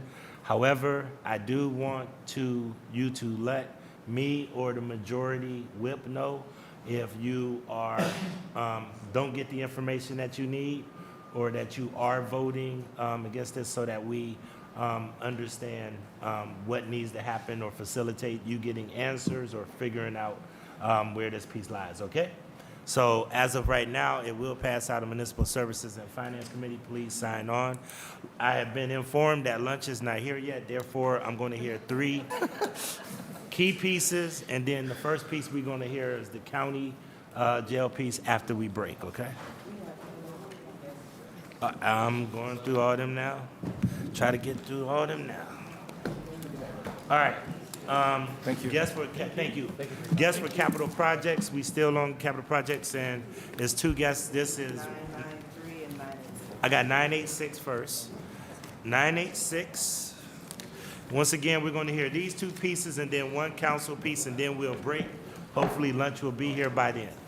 All right, first one that will be heard for consideration this evening is ordinance number 986-2025 by council members McCormick, Bishop, and Griffin. By departmental request, an emergency ordinance authorizing the director of capital projects of capital projects or parks and recreation as appropriate to enter into 1 or more agreements with the Board of Park Commissioners of Cleveland Metropolitan Park District or their designee for the development of Irishtown Bend Park and Trail, and authorizing 1 or more agreements with Metro Parks for a period up to 99 years for the lease, operation, and maintenance of the improvement. Director and Commissioner DeGennaro.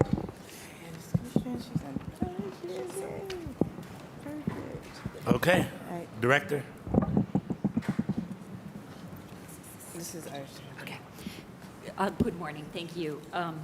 So this piece, and before I start, I want to mention we have here with us Kyle Baker from Cleveland Metro Parks.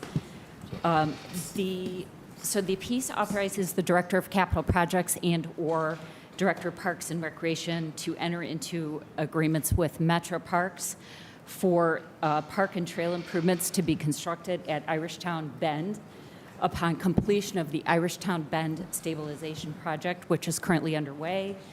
At the conclusion of that project, there are several properties in the project area that will transfer to the city pursuant to a previous ordinance 592-2020. And the city wishes to enter into a project development agreement with Metro Parks for the improvements, the park improvements, which will include a new trail that will provide a connection to the Cleveland Foundation Centennial Trail, also known as the Lake Link Trail. And in addition to the project development agreement, the city is seeking to enter into a 99-year lease and management agreement with Metro Parks for the ongoing operational and capital maintenance of the park improvements. There are two maps in your packet showing the location of the trail improvements and location of the park improvements, as well as like a list of amenities that will be included in the park. Thank you. Thank you. All right, I don't have any questions for this. Councilman Bishop? Yes, Mr. Chairman, we vetted this with the director of MOCAP, and we fully support it for passage. Thank you. Do we have any other questions for 986-2025? Seeing no other questions for 986-2025 stands approved, please. It will be heard for consideration by the entire body this evening. Next up is ordinance. Did you have any comments, sir? Okay, all right. That's what I like to see. That's my kind of guess. All right, ordinance number 993-2025 by Council Members Polisic, Bishop, and Griffin. By departmental request, an emergency ordinance authorizing the Director of Capital Projects to enter into one or more agreements with Cuyahoga County and/or the Board of Park Commissioners of Cleveland Metropolitan Park District, if necessary, relating to the construction of ongoing maintenance and improvements along the Lake Erie shoreline, known as Euclid Beach Connector Trail Project, to grant and accept easements and to enter into submerged land leases with the state of Ohio for a term up to 50 years, and authorizing the Director of Public Works, Parks and Recreation, or appropriate director to enter into an amendment to the Lakefront Parks lease with the Metro Parks to include the project area. And if I'm not mistaken, this is all around the development. I know that we have former Councilman Zone here, and I know Councilman Polisic had to step out, but this is all around the Euclid Beach Connector Trail. Okay, all right. Please proceed. Thank you. I want to mention we have the project manager from Cuyahoga County here, Trevor Hunt, as well as Kyle Baker from Cleveland Metro Parks. These are our project partners. The legislation would authorize the Director of Capital Projects and/or Parks and Recreation to enter into a project development agreement with Cuyahoga County and Cleveland Metro Parks for the development of the improvement. It is the Euclid Beach Connector Trail, which begins at the westerly edge of Euclid Beach Park, which is currently leased to Metro Parks as part of their lakefront reservation. The trail is approximately 2/3 of a mile. It traverses the bluff of the lakefront west to where it connects to the Cleveland Lakefront Bikeway via Shore Acres Drive. In addition to the trail, the county will construct shoreline protection improvements. And so the project is very important because not only does it expand public access in an area traditionally underserved in terms of lakefront access via the trail, but it also provides the shoreline protection in an area where erosion is an ongoing concern to both public and private properties, including 3 Northeast Ohio Regional Sewer District major outfalls in the project area. The county has negotiated long-term easements from the upland owners in the project area, which will be granted to the city at no cost. The city will also enter into a submerged land lease for areas lakeward of the upward easements. And the city will pay the fees to Ohio Department of Natural Resources for the submerged land lease in the amount of $1 per year for 50 years. The city also seeks to amend its lease for with Metro Parks for the Lakefront Reservation to bring this land into the lease area. And Metro Parks has agreed to do the ongoing maintenance, day-to-day maintenance for the improvements. Councilman Polensek has long championed this project because of the public access, the expanded public access, as well as the shoreline protection, and has generously agreed to contribute $15,000 towards the first year of maintenance costs. A previous ordinance, 528-2023, authorized the city to contribute $3 million towards the project costs, and the county will pay for the balance of the project cost in the amount of $16 million through funding and contributions from other sources. Okay, thank you. Councilman Bishop? Yes, Mr. Chairman, we vetted this and we fully support it for passage. Thank you. And I know Councilman Polensek had to step out, but he's been a fervent advocate for this and has been supportive of this. So thank you so much, okay? Any other questions regarding ordinance number 993-2025?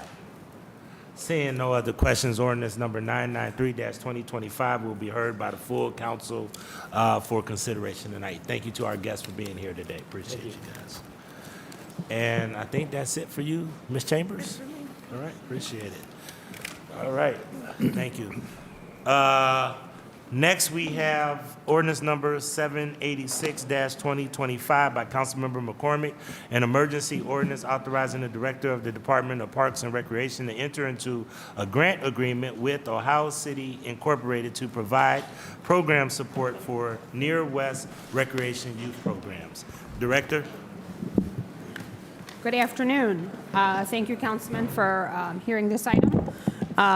This item is being presented by Councilman McCormick, and I will defer to Near West to have some share a summary of what this project entails. Thank you. Okay, and through the chair to the council, this is an ordinance that authorizes the Director of Department of Parks and Rec to enter into a grant agreement with Ohio City Incorporated to provide program support for Near West recreation youth programs. A previous grant agreement was authorized and supported the similar programs for the last year in the amount of $75,000. And this grant agreement is for the 2025 to 26 year and in the amount of $100,000. And you have the fund numbers in front of you. Outstanding. And take it away, Carrie. Thank you guys for having me. Yeah, so we've been around for almost 13 years now. Our numbers have increased over the year by year. Sports have increased. So we are looking to go from those traditional sports leagues that we serve kids on the near west side.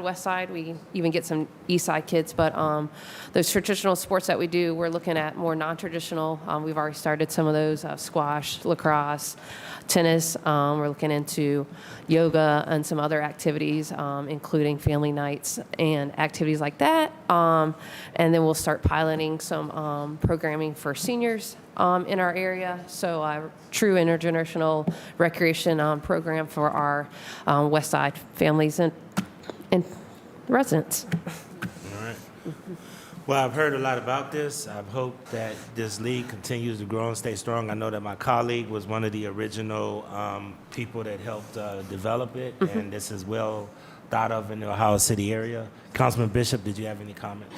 Yes, Mr. Chairman, fully support this piece. We appreciate Near West Side and their advocacy with our youth and our recreation on that part of the town. Thank you. All right, thank you. If there are Council President, Councilwoman Jasmine Santana. Councilman McCormick had to step out, but he is a huge fan and so supportive of this piece. As he mentioned before, he always says we need more programming for our youth, and this is a program that many of our wards have benefited from. So he's in full support. Sorry he couldn't be here, but wanted me to make sure that I let everyone know that he's very supportive of this project. Absolutely, thank you. Councilman Chris Harsh. Yeah, Mr. President, just got to reiterate that as well. My kids do near West Rec. It is all that in a bag of chips. We pay full price and gladly do it and throw whatever money we can your way because this is a truly, if your kids show up, they're in. I've seen kids walk up to the park while we're having baseball practice and we slap a hat on them and like, congratulations, you're on the team, son, let's go. And that's just sort of the spirit of Near West Rec is all for one for all. It's a fantastic program and very happy to support it. Thank you. All right, seeing no other questions, ordinance number 786, I'm sorry, is it? Yeah, 786-2025 stands approved. Good luck with the Thank you. season. I want to hear 3 economic development pieces if Director McNair would join us at the table, and then we'll break for lunch. I have been informed that lunch is here, so what we're going to do is we're going to hear these 3 economic development pieces, then we'll break. Once we break, then we'll come back and start off with the conversation here. All right, first one is ordinance number 799-2025 by council members Harrison and Griffin by departmental request, an emergency ordinance authorizing the Director of Economic Development to enter into an agreement with the Urban League of Greater Cleveland or its designee to assist with costs related to outreach assistance and administration of the UBiz microloan program and assistance, training, and planning for small businesses through the Entrepreneurship Center of the Urban League of Greater Cleveland. And we have at the table with Mr. McNair, my good friend, Executive Director, coming off the heels of a fantastic event, the National Urban League Conference, Marsha Maccabee, and Mr. Michael Obie, who is a small business extraordinaire. And I always forget my friend's name, but from your office, Mr. McNair.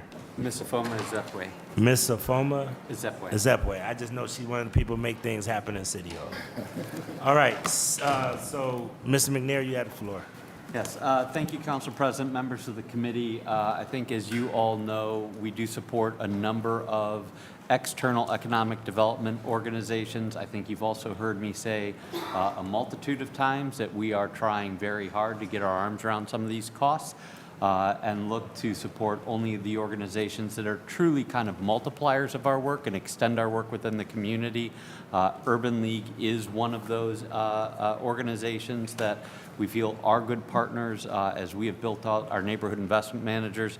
This is an organization that we can refer individuals to for additional technical assistance and expertise that we do not possess, additional funding opportunities which our money goes directly into, and at the same time, their network of folks that they're talking to in small businesses can refer back to our office for programs that they do not have. So it's a really good partnership. And with that, I'm going to hand it over to Mr. Obie to kind of walk through a couple of things. We've asked him to be succinct. The last piece that I will say is we have traditionally funded this organization at around $300,000 annually.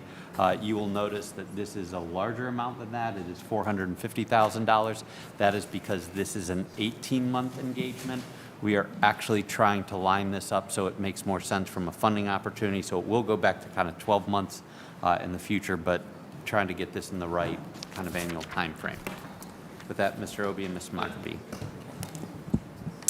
Thank you. Council President, okay, thank you for the opportunity to come and share today.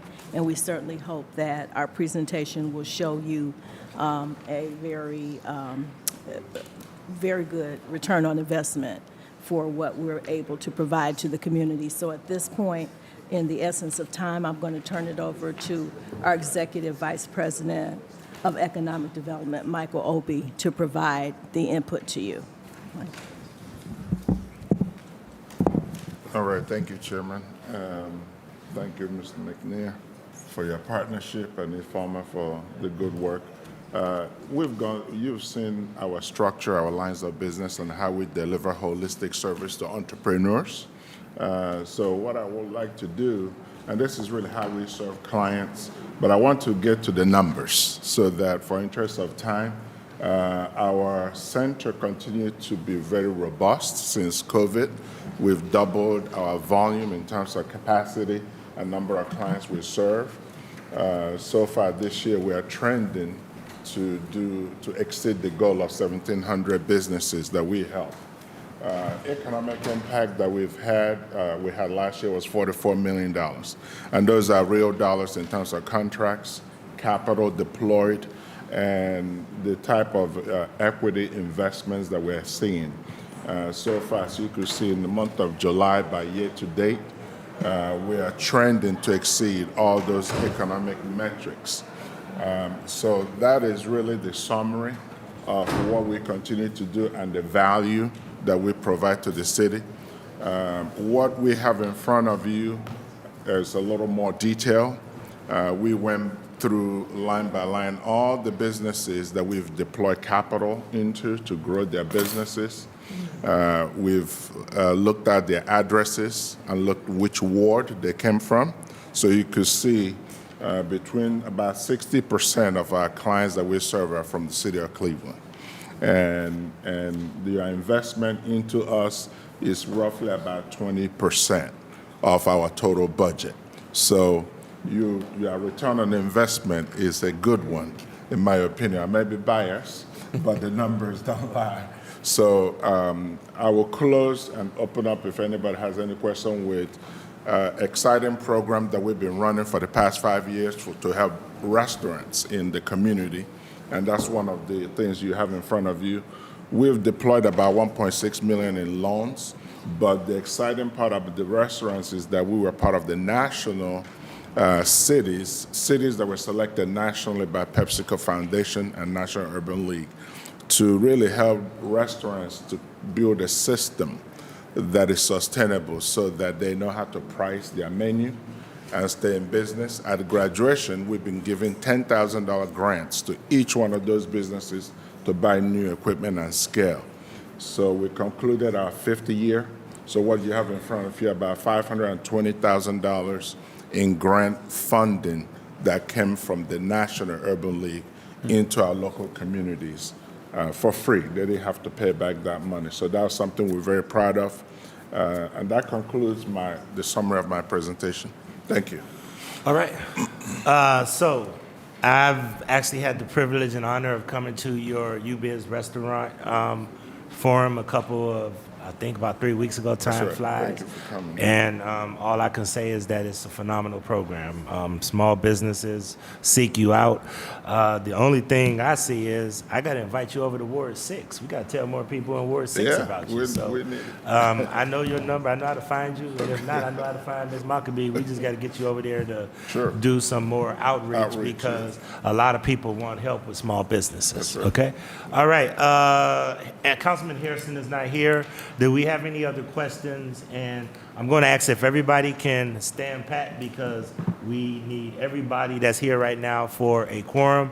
And I just want to get through these next three pieces. Councilwoman Stephanie House-Jones. Yes, hi. To the chair, to the team here, just a clarification for the UBIZ. Is the UBIZ set up only for like restaurant retail businesses? No, we serve everybody. Okay. All entrepreneurs. Yeah, so this is a question through the chair to the team here, and maybe even the economic development team. Can you all outline how many, and I'm specifically looking at Black and Hispanic businesses that are in the construction industry, or specifically electrical, HVAC, and plumbing, are any of them have 10 or more employees? Actually, yesterday, 2 days ago, we graduated our construction accelerator program at the. I'm sorry, say that again. We graduated our third cohort of construction accelerator businesses at the Midtown Collaborative. We graduated 14. Some of them are electrical contractors. I don't have the number of how many of them have X number of employees, but we could get that for you. This is our third year. We've graduated 50 Black contractors in the past 3 years that came out of the Sherwin-Williams headquarters. Was funded by the Browns and the Bedrock. So we're very proud of that program. We could get you the numbers. Through the chair to the team here. No, this specifically, as I have had a conversation with a contractor who indicated developer who indicated the lack of electrical, HVAC, and plumbing companies that have 10 or more actual workers. Because, again, as they went into conversations about kind of like our CBA agreements, they were like, it's nice. You all, I mean, the city of Cleveland can pat itself on the back, but in reality, you aren't making the goals because, yes, we have a minority company, but they're not in Cleveland. They're not in any suburbs of Cleveland. They're coming from other places. And so I am specifically, again, because I know specifically in my community, we have projects that people can get on for 2 to 3 years. But the fact is, as they are telling me, we do not have any Black or Hispanic electrical, HVAC, and plumbing. So somebody today needs to send me the companies in Cleveland that have 10 or more people, electrical, HVAC, and plumbing. They need 10 or more. Because they said you can't be 1 or 2 people doing these jobs. Yep. And seeing how we work to ensure they have the license and bonding to ensure that they can stay on the job. Because I'm hearing all this stuff. We say we are putting these investments in, but then it's another developer saying, no, it's not. No, it's not. So I'm really, again, when you're not doing this work, I don't know who to believe, right? So somebody somewhere there is misalignment. And how long, and I guess for the director, how long will it take you to give me that information about the Cleveland Hispanic and Black companies who have 10 or more people in electrical, HVAC, and plumbing? So through the council president to Councilwoman House Jones, I think one, happy to work with Mr. Obie to get numbers of. Hold on. Could you speak into the mic and can we just get through this? Yep. Happy to work with Mr. Obie to get numbers from people that have gone through his construction accelerator program that may fit that profile. I will also say that I do believe we don't track that information. I will say that you are absolutely hitting on one of the biggest issues that we face. This is something that we talk about with the Office of Equal Opportunity quite often, and we are very happy to support those organizations as they come into our door, but that is not something that our department tracks. But it is unequivocally one of the biggest issues we face. So let me follow up. So I think we, through the chair to the team here, we don't have the luxury to not do this, right? We know the need is there. So again, if it's not economic development, if it's not OEO, identifying who is best positioned not only to sell us what isn't there, but to then, if we have these people these individuals and these contractors who have went through the accelerator program, what opportunity has it been to get people to doing your own thing is not it. People have to work together. That is where we are at. We do not have the luxury to have people go through a program when you're, at the end of the day, you're not going to get the contracts based on the work that's in Cleveland.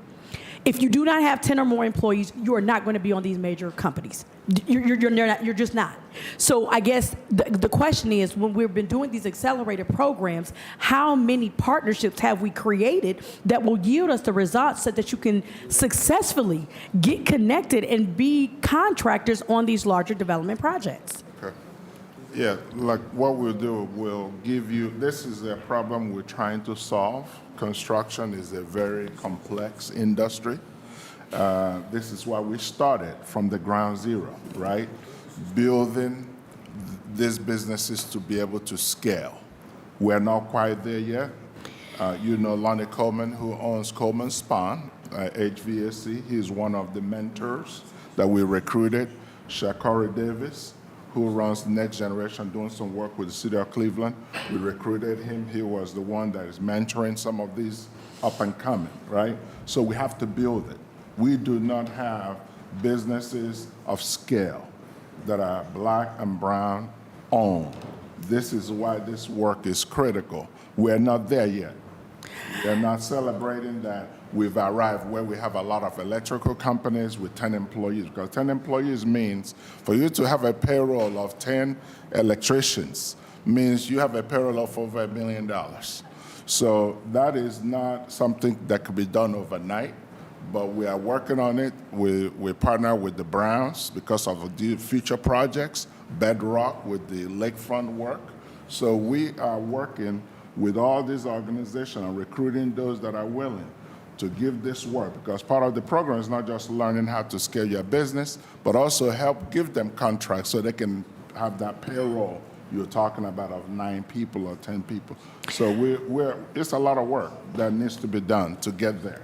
Okay, so I through the chair to the team here, I hope you're here. Okay, okay. It's one of those things, I'm going to finish, but it's one of those things where I think many times have to get out of a mindset of letting people just do what they want to do. You know, I remember I was graduating from high school, and I had a friend who was about to go, and she wanted to do like some art stuff, and her mom was like, no, you're going into business because I need you to be able to take care of yourself. I think sometimes we are at a point where we have to get out of this mindset of just letting people do what they want to do because it sounds good and it feel good, versus connecting people based on skill sets and where some of these real opportunities lie. Yep. And if we know that many of the companies, in order to get on the projects, have to have 10 or more companies, and then we identify in a construction cohort that there are 8 different people doing plumbing, but 8 different people are not going to have the threshold, why can't the 8 come together to do it? And I know people are saying, well, because people want to do their own thing, but what are our investments for if we are not actually solving the problems at hand? And I know this is not you all, but it's in front of my mind as I just recently had this meeting, and I know we are pouring money into supposedly strategically doing to fix the issues that we know are in front of us. And so all I would request is, as you all are going through new cohorts, to specifically be very intentional in ensuring people have a plan to come together, because the one-offs will not work. Everybody is telling us the way this economy is working, these companies are not going to survive. They're just not going to, they're not going to survive. And we're going to have an economic decline. Everyone is foreseeing it. So like really building people up and preparing for the headwinds that are coming. So that's my request here. I am supportive of this work. I will be voting on it. In addition to, we all have a much larger responsibility to ensure that the results get to where we are going, where we want them to go, ensuring that businesses and communities in our community who have been cut out for far too long have a real opportunity to be connected because they are prepared to seize the moment.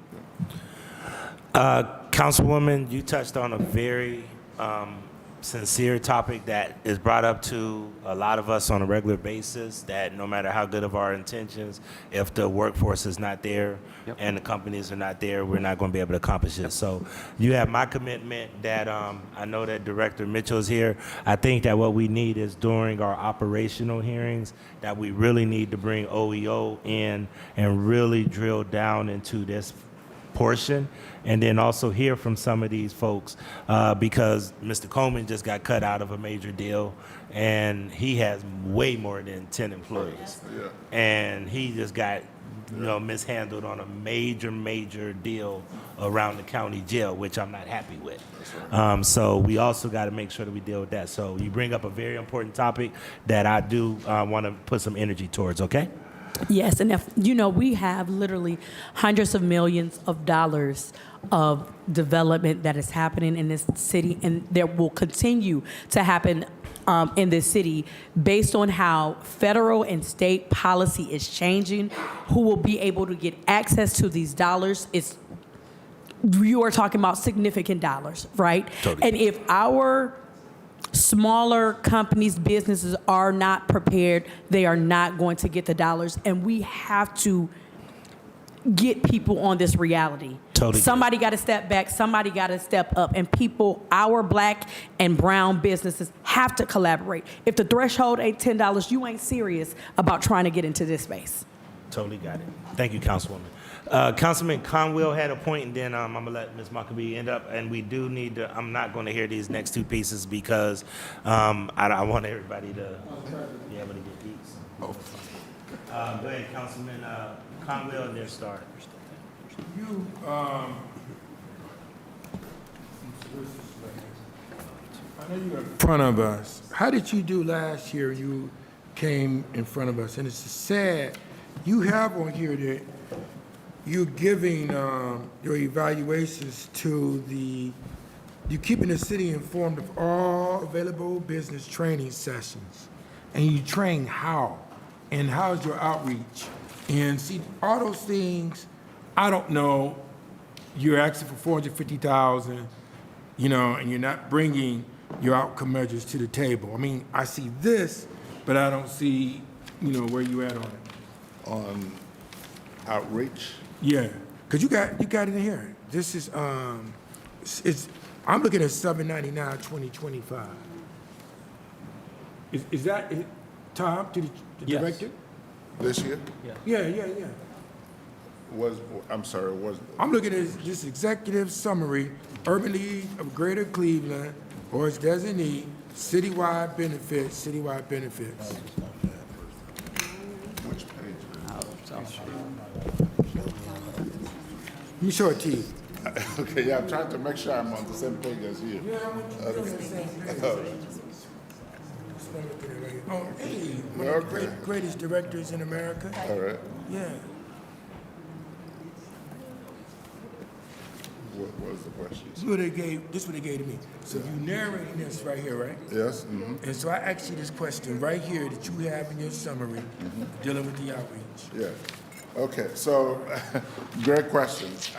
You know, we run a lot He's of- talking to the microphone. Yeah, we run, what the councilman is asking is our outreach. When we run different tracks, accelerator program for construction companies, restaurants, black women retailers, we do a lot of outreach. We leverage technology. We have about 3,000 email blasts that go out in the community. We do Becoming Bankable program where we help businesses use QuickBooks. We do outreach in Buckeye with Huntington Bank. We graduated a cohort in May around that. So we go in the community. We did one over at the Harvard Community Center last year. So we are doing outreach in different communities in partnership with CDCs, and we do this program at the Urban League office. So when we do the Restaurant Accelerator, we have probably 50 people apply, but then we have funding for only 10. Because every graduate gets $10,000. So those programs cost money and it has a budget. So we do so much outreach when we are recruiting for a new program. So, to Tom, the director, McNair, at Glen Village, why are we not using them? We were supposed to have used them 5 years ago at Glen Village, okay, to help people with their P&Ls, their profit and loss statements. You know what I'm talking about. Sir. And why are we not using it there, the outreach? Because I want to see success, man. You hit your goals, you're here narrating goals, your objectives show your success. And you got Glen Village just sitting there, and we could have been doing that at the same time. Through the chair to Tom McNair. Yes, through the chair to Councilman Conwell, I hear you. As you know, Glen Village was constructed and up and running long before I got here, and there was a plan in place as that was an incubator to work with many of those small businesses on the issues that you were talking about. UBIZ was not the partner that was selected to do that work. And as you also know better than anyone else here, for a variety of reasons, Glen Village didn't have the success that I think people thought it would have, and we have now transitioned that to a private operator of a small business that we are continuing to try to find every way humanly possible to support. And I think that as we start to navigate this space, again, one of the reasons that we ask that Michael and Marcia keep us informed of all available business trainings, right, is because this is a two-way partnership. And so as our neighborhood investment managers start to know all the offerings that they have, while they're doing their own individual marketing, we can then also ensure that people that we're coming in contact with, small businesses on a daily basis, know the programs that they have to offer and make those references so that they can apply for a program like this. And so in the particular case of Glen Village, right, Jeremy, who is now running that space and kind of coordinating all that, we can make him aware that these programs are available for him to apply to. You know what? In Urban League, they know better they should have brought us their, you're doing your goals and objectives, and you saying marketing, and what you do in marketing is like LSM, and you know that, your local store marketing, but you should bring it to us how you, because I heard Councilwoman Stephanie House Jones narrate about some of the barriers that we're going through, but you see these barriers through the council president, especially with marketing. You put together something called an LSM, your local store marketing, and how to bring people into your businesses, and you teach them that. You teach the workers how to do that, and you teach Madam Monitor through the chair to, I forgot your name. Michael, you know. Yeah. Narrate that for me. Because you know. Yeah, I sit back and I listen to you, but you're not bringing it to the table. Yeah, I was trying to be brief because... No, I ain't trying to be brief. That's $450,000. And I apologize, everybody. I'm trying to hold on to a quorum. So all the council members, you might see me counting and looking around the table. Right. It's because I need to hold on to But Mr. President, it's $450,000. Sure. Goals, objectives. You got to put down your LSM, your local store marketing. You just said marketing, but it's different demographic areas that you got to market out of. Yeah, okay. So this is what we do. We are part of SBA called Small Business Development Center. We've been running that for 20 years. SBDC is in every county in America. We host the SBDC for Cuyahoga County for the past 20 years. What that program is, help businesses know wherever they are to start, grow, and sustain their businesses. The model is very fundamental to running a business. It's about what is your infrastructure, back office, your marketing, your advertising, how is your accounting system. You have a strategic plan. So we help them with the nuts and bolts of running business. The second line of business we have is the MBAC, Minority Business Center, which is State of Ohio program for minority contractors. So we help them with bonding, contracts. So far this year, we've generated $8 million in contracts for those businesses. So that we oversee 8 counties from the Urban League in this Northeast Ohio. Okay, the regional director for that is Shoshana Duckworth, who used to work for U.S. Bank. We have about 8 licensed, certified business advisors that went through a training at Kent State. They are certified on how to advise businesses on marketing, accounting, finances, and operations. And then the third line of business is access to capital. We make our own loans. We have a $5 million capital, and we've deployed over almost $4 million already into this community to help these businesses to scale, to get to the level the councilwoman was talking about, because it takes growth capital for these businesses to grow. Most of them don't qualify or are not able to receive traditional financing to grow the business. So we become the community partner to give them those capital to buy the new truck so they can grow their business, so they can put their best foot forward in getting those bigger contracts. So that's what the UBiz Connect and UBiz Capital is. I tell you what, if we could, Mr. Obi, if we could, that's fine. But I think that it would be helpful if you guys invited council over to do a tour to actually understand your program more intimately. Yes, but that's why council. I don't know if the councilman's been over lately, but you should probably invite council members over so they could see and actually do your whole thing. Because I actually spent time over there. That's the only reason. You did. And then I'm gonna close. I'm gonna close for the sake of time. Mr. President, before they invite us, give us the book so we can process it, and then that way I can read it and write questions down, and that way I can see it. But if you just narrate it to me, that's not good. Okay. All right. We'll definitely get some information through the director to you. All right. So some great questions, and I really want to make sure we examine that.